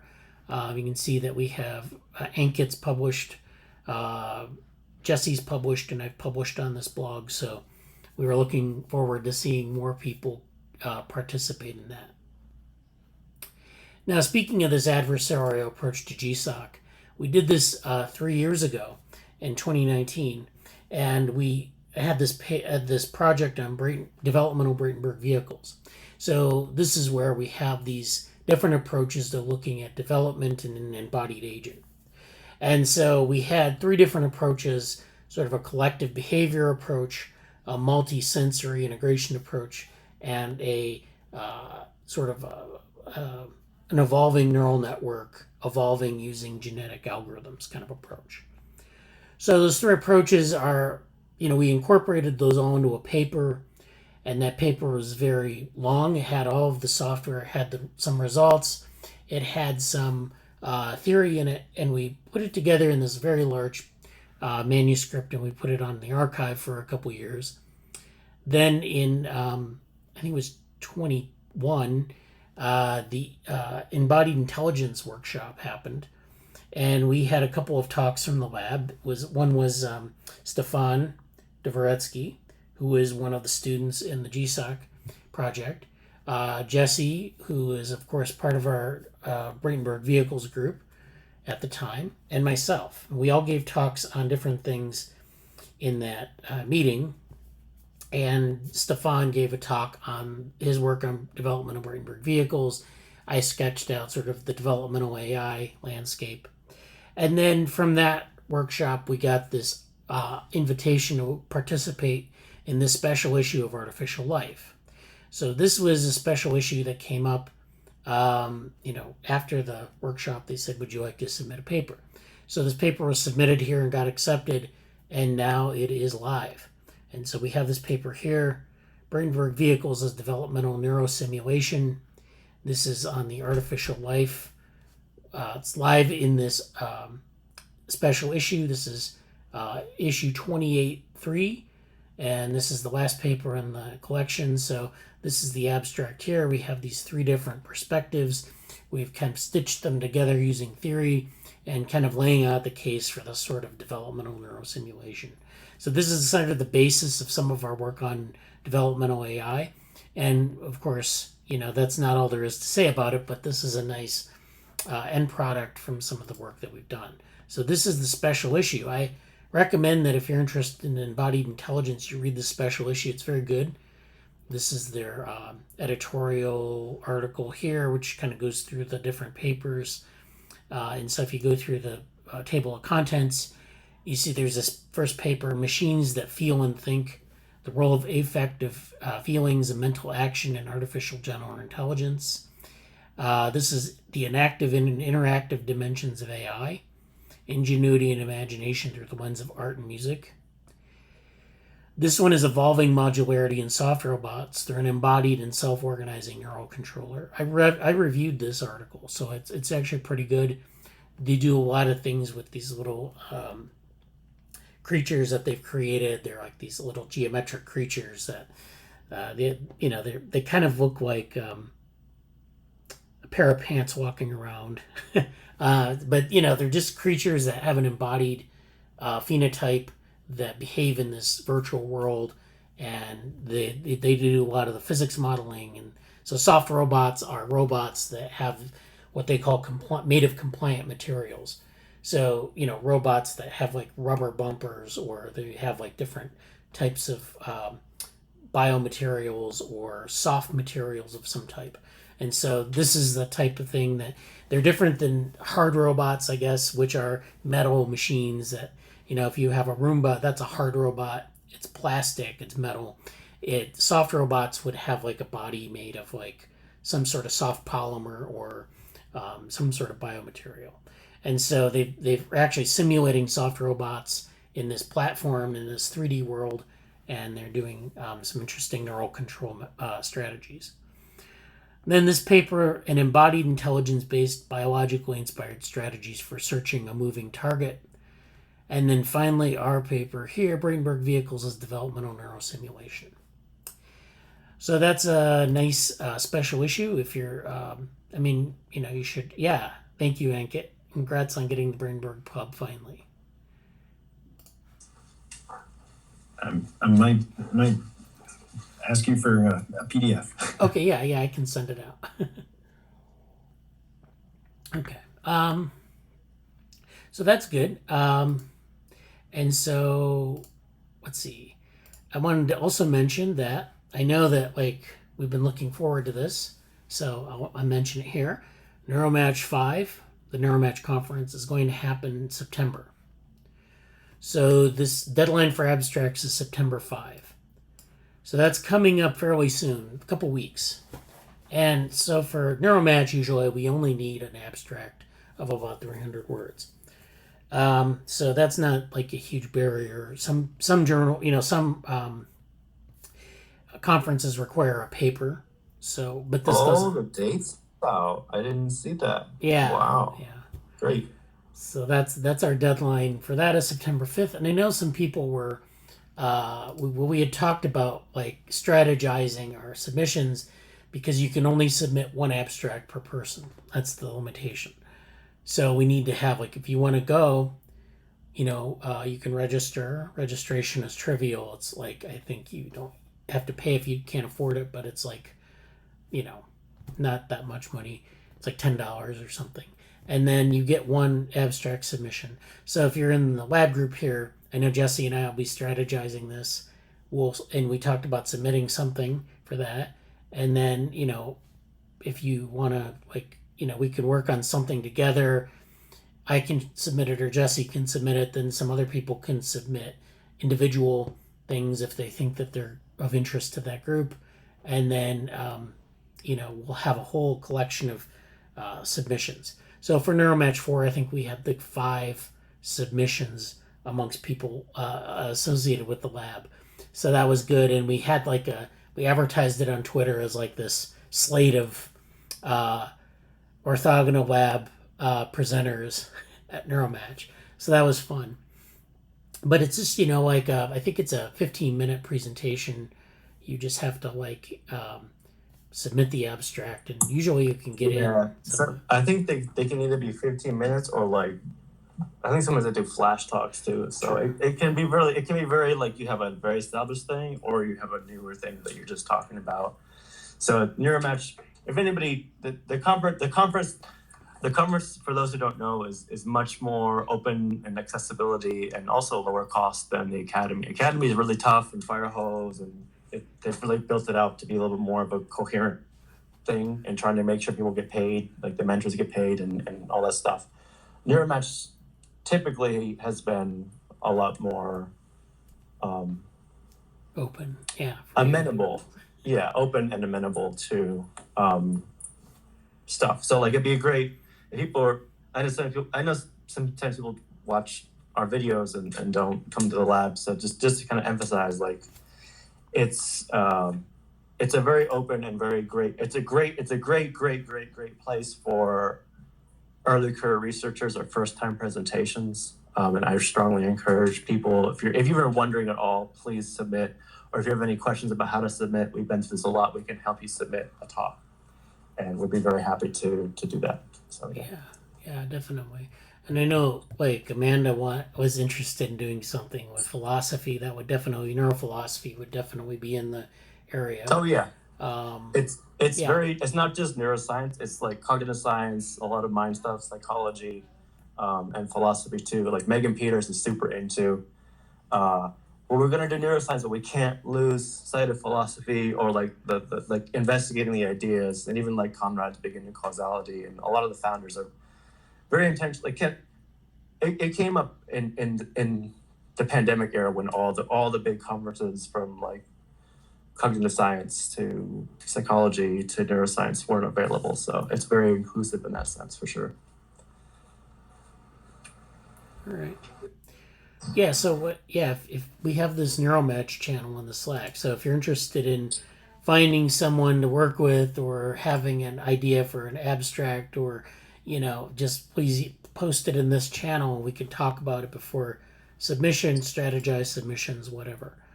And if you do submit something, let us know, because it'd be, nice to follow it to see where it goes. So that's coming up, and so that brings us to the submissions document. So our submissions document here for 2022, we've been working through a lot of this. We've been nailing some of this, submitting things, getting things rejected, getting things accepted, repurposing things. So let's see, what do we have coming up? Well, of course, we have the let's see where I put the NeuroMatch 5. Here it is. Number 18, and I just have like some notes here. This isn't like fully descriptive, but the deadline is here. I have this red label here for like things that are coming up very soon. I did submit something to the INCF Congress, which is the our sponsor for Gsoc. That was submitted and it's been accepted, and it's a demo. And it's due like in early September. So it's like, there are a lot of things happening in September. There's this INCF Congress, and this is something that was done for like the main conference. So that's just repurposing that. Then there's this NeuroMatch 5, which is this abstracts are due early September, but then you have to produce, and I think Jesse's right. It is a 7.5 minute presentation, although it might change this year, but it's like you have to pre-record it and prepare the slides, and so it's not something you can just forget about for later. But anyways, so that's coming up. EI 2023 is still, we don't know when that's happening. This Beacon AI, so that was actually accepted, and this is Jesse and myself, where the conference is in September, about the same time as the INCF Congress. This is something that I'm going to present at for us. I have the paper. I finalized the paper. That's already to go. This is going to happen in September, and we have I guess it's a poster. There seem to be a lot more things happening this year at that conference, so that should be kind of interesting. I haven't touched this yet, so I gotta get working on this, and then we can go over, Jesse and I can go over it. Then we have, let's see if there's anything. I think those dates have changed. For what? It's the website saying September 22nd to 25th. For website for what? Just for Bika. Oh yeah, okay. Yeah, I probably know what that is, but yeah. Sorry. I think I put that on there from memory, and it probably didn't work out, so that's okay. But that gives it a little bit more time. It's fine. Oh, and by the way, they usually send email reminders, so it's not like you're totally in the dark on that. Although sometimes I get in the dark on that, but Thank you for the update on that. So yeah, we have a lot of things here. The Neurotech Challenge, which is ongoing. This cognitive computational neuroscience. I think that happened. That was the generative adversarial collaborations. We didn't do that, but I think we reviewed that in a meeting. As interesting stuff. But we might revisit this in terms of like some of the things we might do for our open house. So I don't know. I mean, this would be maybe something, a model for like, some of our discussions, how to approach that. I don't know. I mean, it's just kind of interesting, the different models that people come up with for this. Let's see. Oh, this is a paper that I'm trying to work out. We did these presentations on developmental offloading. We did one at the offloading workshop in 21, and then the EI workshop in 22. And there's this opportunity to put this in an ebook. So I'm working out a draft of a manuscript, and it's just basically summarizing those talks for this, and it's due at the end of the month. So this is something else I have to work on and get feedback on soon. But this is something that, we've been working on this idea of developmental offloading. And it's another one of these things like the Bratenberg vehicles, although it's not that sort of adversarial approach. It's more of like we've worked on a couple of presentations and now we're going to put a paper together on it and get that out. There's some other events, Neurodata Without Borders. I think that happened already at Genoa Farm. That was more. So some of these things are just, if you want to attend them, they're on the list. But I think that passed. Connected Life, that happened. That was a Plot Twisters thing. So are there any other things we need to put on the list? I know that I don't know if we talked about anything today that was, conference oriented, but is there anything else? I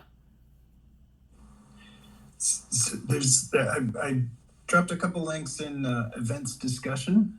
I don't know whether you'd call all of these necessarily conference submissions, but Neurodata or this one of these came out of Neurodata Without Borders, adding a virtual data showcase that certainly, if there's not a submission, it sounds really interesting, and then since you've mentioned Strange Loop, there is the Strange Loop conference that's in September, and I don't know if anybody has ever submitted to that, but that's the 22nd to 24th in St. Louis, and then I previously dropped in a link for another meeting in Tunisia, but the deep learning Indaba. Oh yeah.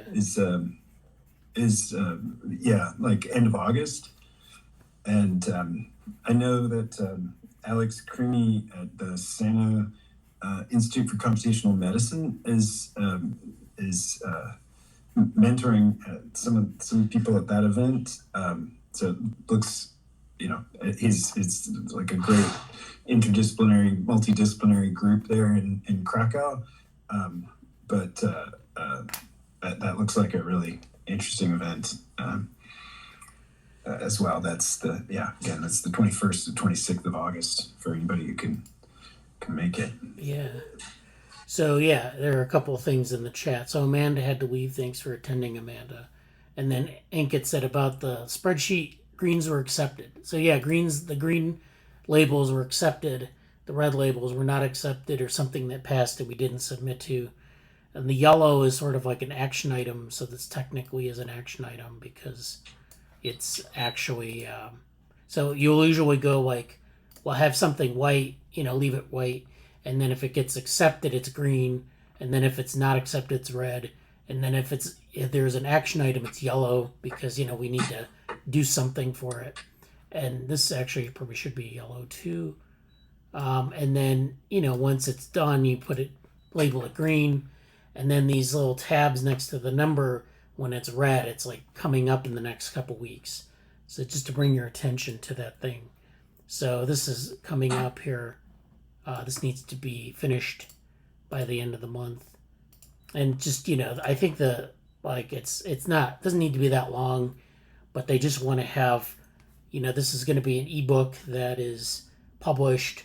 So it's a nice way to get a publication in a conference, ebook. So people, I don't know how many people read it, but definitely that community, they use it as, sort of a reference book. So it'd be nice to have exposure in that community.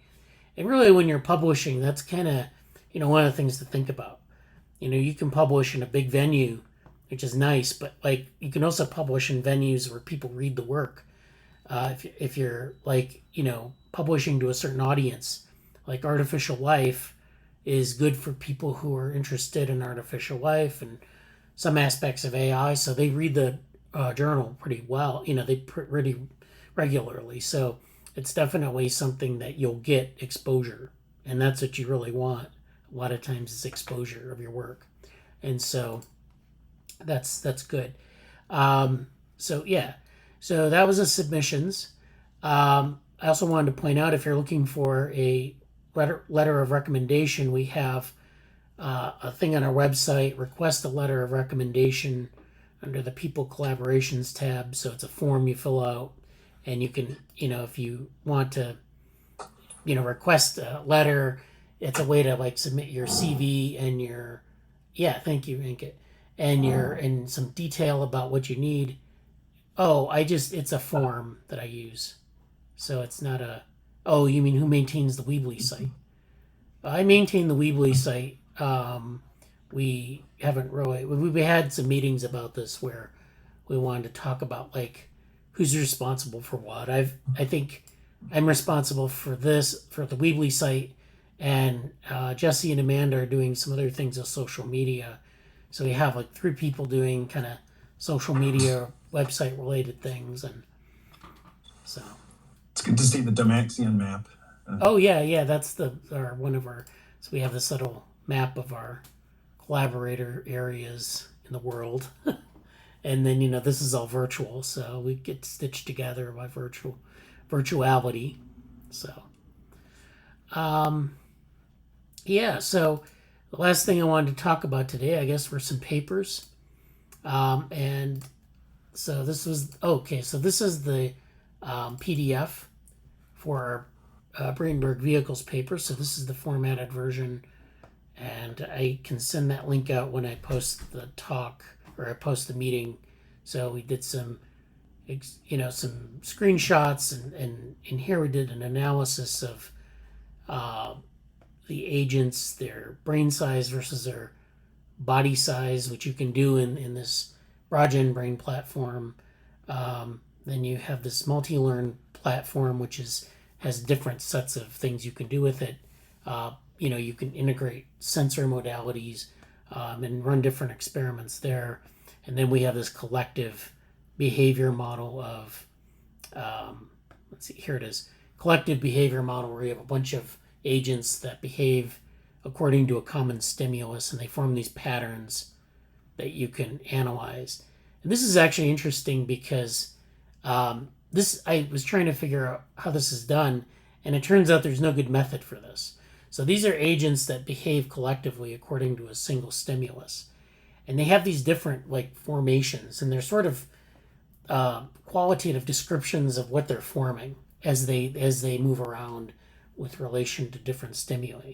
And so they're doing things like forming what I call a vortex attractor here. And then you have a crossing structure where they cross in front of one another.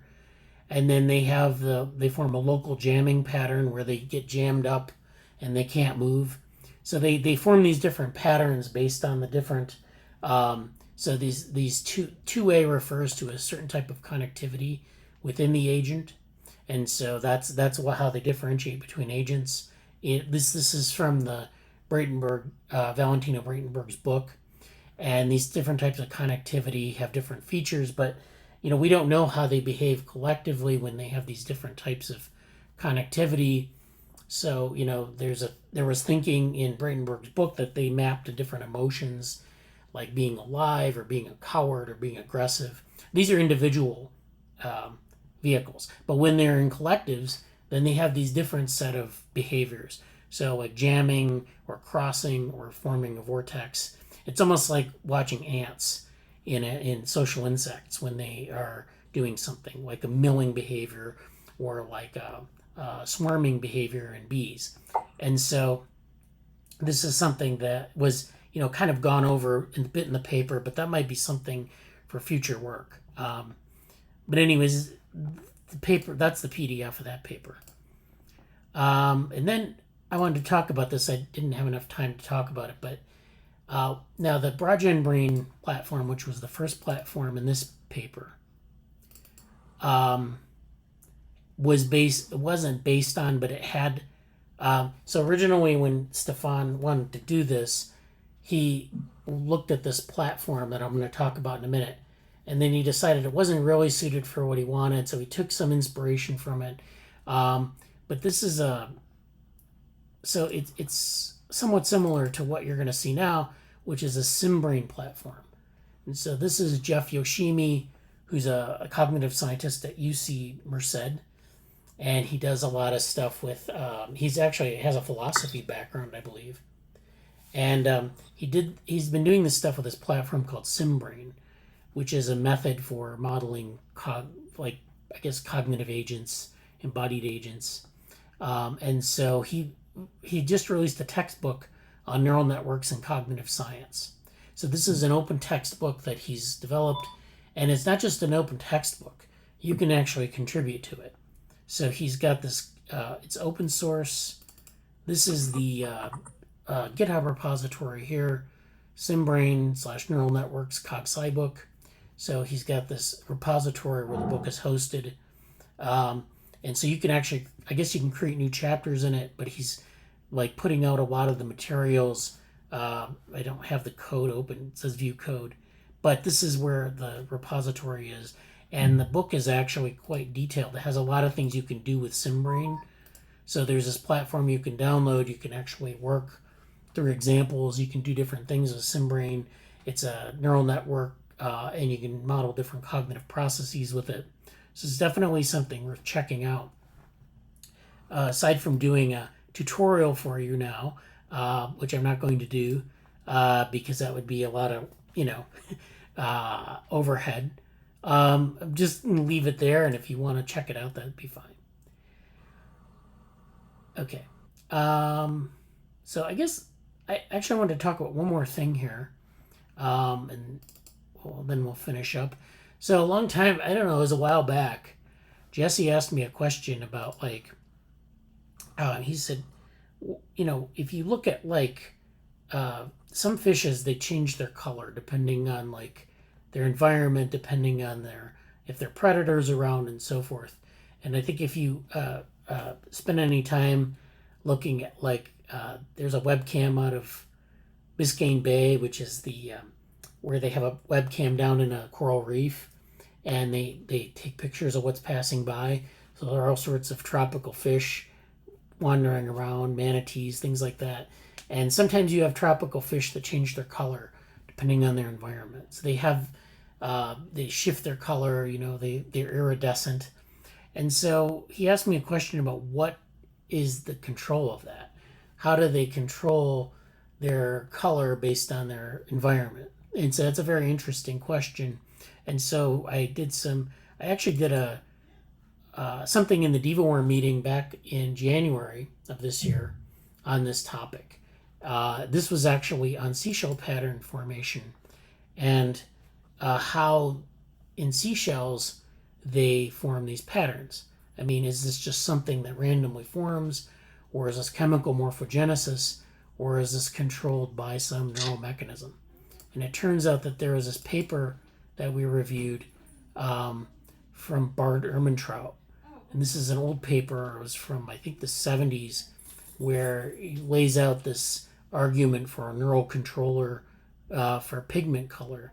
And so this is something that you'll see in this manifest in the shell of this gastropod. So the shell you have these different patterns, and they're controlled by a neural circuit, which controls the pigment, the color of the pigment. So it's an interesting paper. We go back to the DeVore meeting, and this is an example of it too, where you have this mantle region, you have the shell, you have this gland, a dorsal epithelium, which is the skin, or a skin layer underneath, and then you get this pattern formation here, and it comes from a neural signal. So that's all interesting, but then that related that. Then I said, well, that's not really fish iridescence, is it? So actually, I looked up some things and did some research on it, and actually there are some really interesting papers on this. So there's this first paper I'm going to talk about here is the neural control of tunable skin iridescence in squid. And so it turns out that yes, even in squid, for example, this iridescence is skin iridescence is controlled by a neural circuit of some type.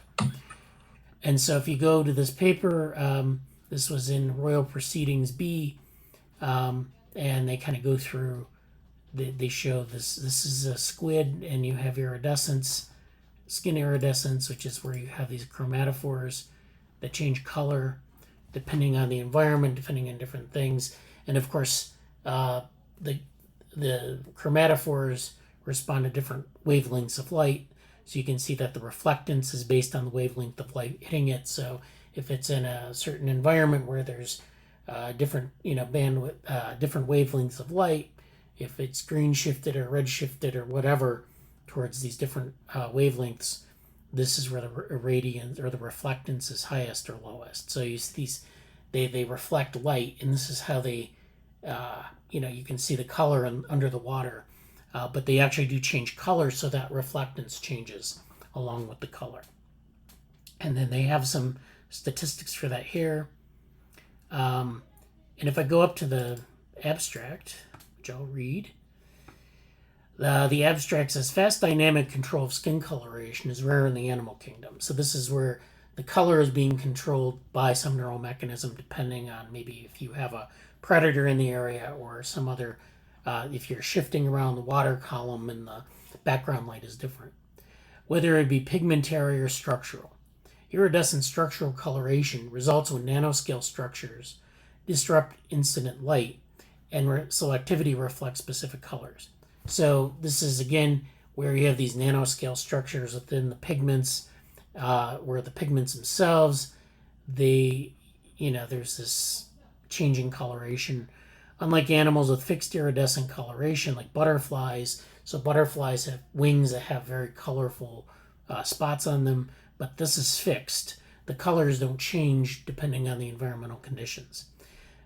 Squid iridophores, which are aggregations of iridescent cells in the skin, produce dynamically tunable structural coloration. That's what they call it. And this is exogenous application of acetylcholine changes. Exogenous application of acetylcholine, which is ACH, which is a neurotransmitter, changes the color and brightness output. So this is a neural signal, again, using a neurotransmitter.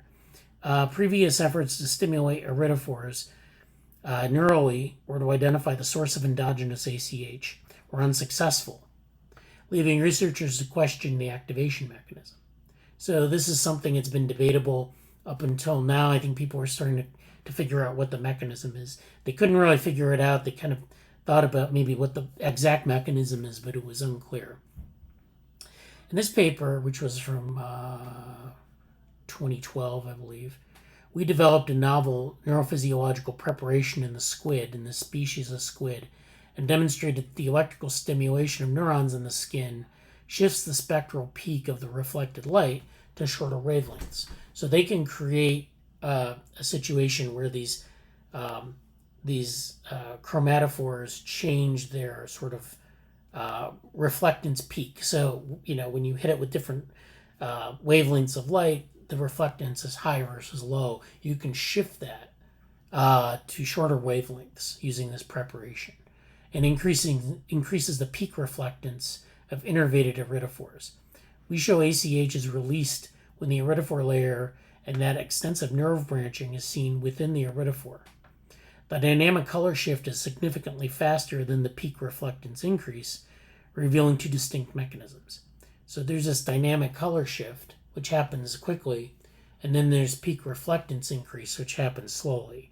And this is based on this sort of innervation of the chromatophore, or they call it iridophore, by the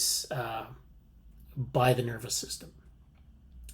Responses from a structurally altered preparation indicate that the reflectant protein condensation mechanism explains the peak reflectance change, while an undiscovered mechanism causes the fast color shift. So there's a protein condensation that happens for peak reflectance, and then there's some other mechanism that they're still not sure about, which causes a fast color shift. So they know how the color shifts generally, they just don't know these different components of it. So this is basically breaking down the neural control of this mechanism. They kind of go through a lot of the analysis here. So if you're interested in this, you can read. I'll post the link to the papers in the Slack. But yeah, they just show that they kind of break this. They thought it was like a single mechanism and they weren't clear on what it was. And now they have the situation where they know that there are different components to the response, but they're still not sure what the exact mechanisms are. But this is science. This is how we progress through science. And this is some nice pictures in here of this process and some of the structures involved. This is a citable article, which is kind of a couple layers more accessible than that paper, on things in cephalopods, in chromatophores and cephalopods. So this is cephalopod camouflage, cells and organs of the skin. So this is an educational article on these cephalopods that hide in their environment. They have to hide from predators. They basically have these type of specialized cells that allow them to be, cryptic to predators. So they can blend. You can see that this is one coloration here where they're visible against the background, and then they can fade into the background by changing the color of their chromatophores to match the background. So this is, they talk about this mechanism here. They talk about the reasons for maybe why it exists. Many cephalopods rely on sophisticated tissues, the chromatophores, iridophores, leucophores, and papillae, to blend in with their surroundings and disrupt their body outlines, making them much more difficult to locate by sight. Many coleoids, which is this group of organisms, share these tissues and organs, but the common and mimic octopuses have received much attention in popular media. So they talk about chromatophores, which are the basic cell here. So this is an organ. Chromatophores are organs that are present in the skin of many cephalopods, which contain pigment sacs that become more visible as small radial muscles pull the sac open, making the pigment expand under the skin. Electrical activity within a chromatophore nerve causes the radial muscle fibers of the chromatophore to pull outward towards the perimeter of the chromatophore, expanding the central pigment sac. So this is early morphologic and physiologic work showed that radial muscles widen the pigment sac with increasing frequency of the nerve electric activity. So this is again where it's releasing pigment based on its some sort of neural signal. And so the chromatophores can be opened quickly because they are controlled neurally. Squid, cuttlefish, and octopuses can change color within milliseconds. So this is a very fast mechanism. This is the sort of the cross section here, where you have the pigment granules, you have the sac, you have these pouches here, and then muscle fibers that innervate the sac and pull it apart when it needs to. And then you have, of course, the muscles are innervated by, the nervous system. So you get these. So it's a very complex system, but it actually works pretty quickly. And so this is so they say, is mimicry the right word? And of course, this is a debate about mimicry and some of the things. So mimicry is where organisms can change their appearance based on their environment. Is this a proper, concept to use for this? So it is, but maybe not, because they're just basically changing their color to blend into the environment. It's not really mimicking another organism. It's mimicking the background. They maybe, how do they know what the background looks like? It may be that they, so there's a possibility that the coleoid cephalopods can sense how much ambient light is present across their periphery and adjust their skin color and brightness accordingly. So the underlying iridophores would be able to reflect light to further refine the color of their skin, and the papillae would be activated based on the perceived substrate to disrupt further disrupt the coleoid cephalopod body outline. So there's a mechanism that doesn't require like this object identification. It's just maybe like, background colors or background light or things like that. So, there's a debate here because does the cephalopod visual system match what's needed to be a mimic? And the answer may be yes or no, but you can also do it using other mechanisms. And then finally, this paper on neural control of dynamic three-dimensional skin papillae for cuttlefish camouflage. This is yet another potential mechanism where they show this neural control of 3D skin shape. So in this case, you're actually changing the shape of the skin through neural control, which is actually quite interesting. This is the papillae motor neuron, iridescent motor neurons, and cuttlefish and squid. So they're comparing two different species, and it says that there's a likely homology of iridescence and papillary motor neurons. So this is an iScience. The summary reads as follows. The color and pattern changing abilities of octopus, squid, and cuttlefish via chromatophore neuromuscular organs are unparalleled. Cuttlefish and octopi have a unique muscular hydrostat system, which means that the muscles act as kind of like a limb that can change its shape and control. It's almost like they're muscles within muscles. These different muscle nuclei, they work together, they can be coordinated, things like that. It's a specific type of mechanical system, and so this is what they use to control this at very high resolution. When their system is expressed, dermal bumps called papillae disrupt body shape and imitate the fine texture of surrounding objects. So this is where these dermal bumps, papillae, they actually change the body shape. So they not only change their color, but they change their texture to match surrounding objects. Yet the control system is unknown. Here we report for papillae, the motor neurons and neurotransmitters of control activation and relaxation. So they look at the motor neurons and neurotransmitters. And then a physiologically fast expression and retraction system. And then a complex of smooth and striated muscles that enable long-term expression of papillae through sustained tension in the absence of neural input. So they can actually do this with neural input or even in the absence of neural input. So there's this muscular hydrostat allows for this sort of distributed control that's sort of in the peripheral nervous system. So it doesn't have to be connected to the central nervous system or any sort of global system of control. The neural circuits controlling acute shape-shifting skin papillae in cuttlefish show homology, which means that they have a shared ancestry.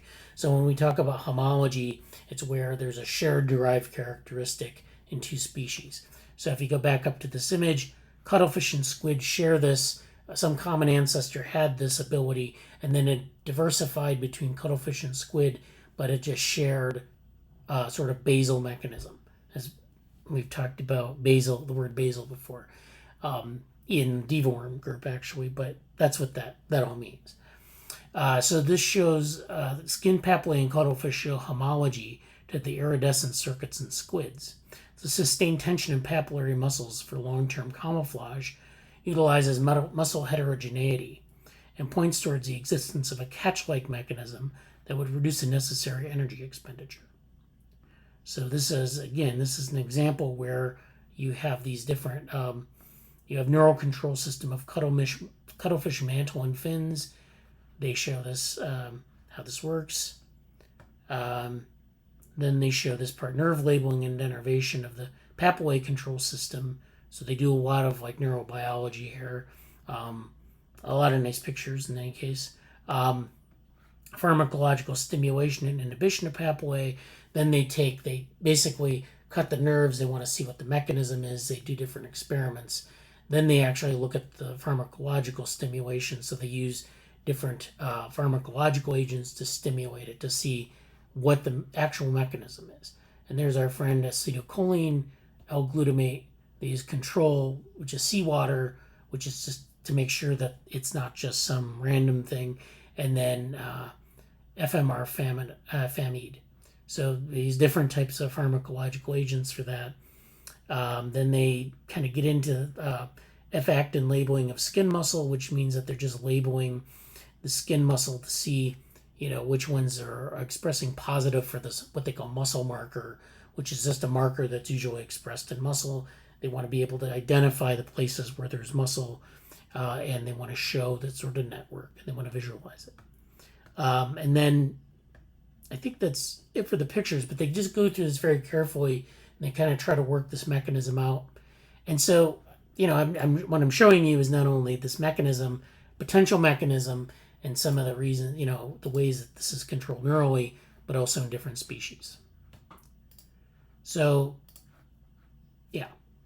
All right. So that's it for that. So do we have any questions, comments? Like you said, really interesting looking at the 3D skin changes. Yeah. And as it relates to DIY bio at the beginning, or community biospaces, I should say, the BioCurious in Sunnyvale or Santa Clara, I know has a regular meetup focused on dwarf cuttlefish. Oh, okay. I've it's because it's about an hour away. I've never made that meeting, but I'm sure it's online now, and it makes much more. It's fascinating. Really gonna check out these papers. Yeah, good. And I'm glad that you found that interesting. Definitely think there's some interesting connections there with neural control and what's going on with different parts of the body. It's not something I thought of before this, but I mean, like the connection, because we've talked about this in Diva Worm about like how shell patterns form, and they often use a cellular automata model to describe it. And so the idea maybe is that it's chemical morphogenesis, but it could also be some neural control in there, which is going to affect the model that you use to model it. So this is why this might be kind of, yeah. Yeah, that Urban Truth paper is a classic. It's again, I mean, you can see in the paper the links to the Marine Biological Lab, but just to say that they focus on invertebrate model systems, and octopus and squid have incredible complexity that still has a lot to be worked out. Yeah. Okay. Well, thanks for attending. We didn't have anything else we wanted to talk about today. I mean, we're at the end of our time, but so please let's keep up talking about the open house and the NeuroMatch submissions and anything else that you think is interesting in the Slack. Okay, thanks for everything today, and take care. All right, take care.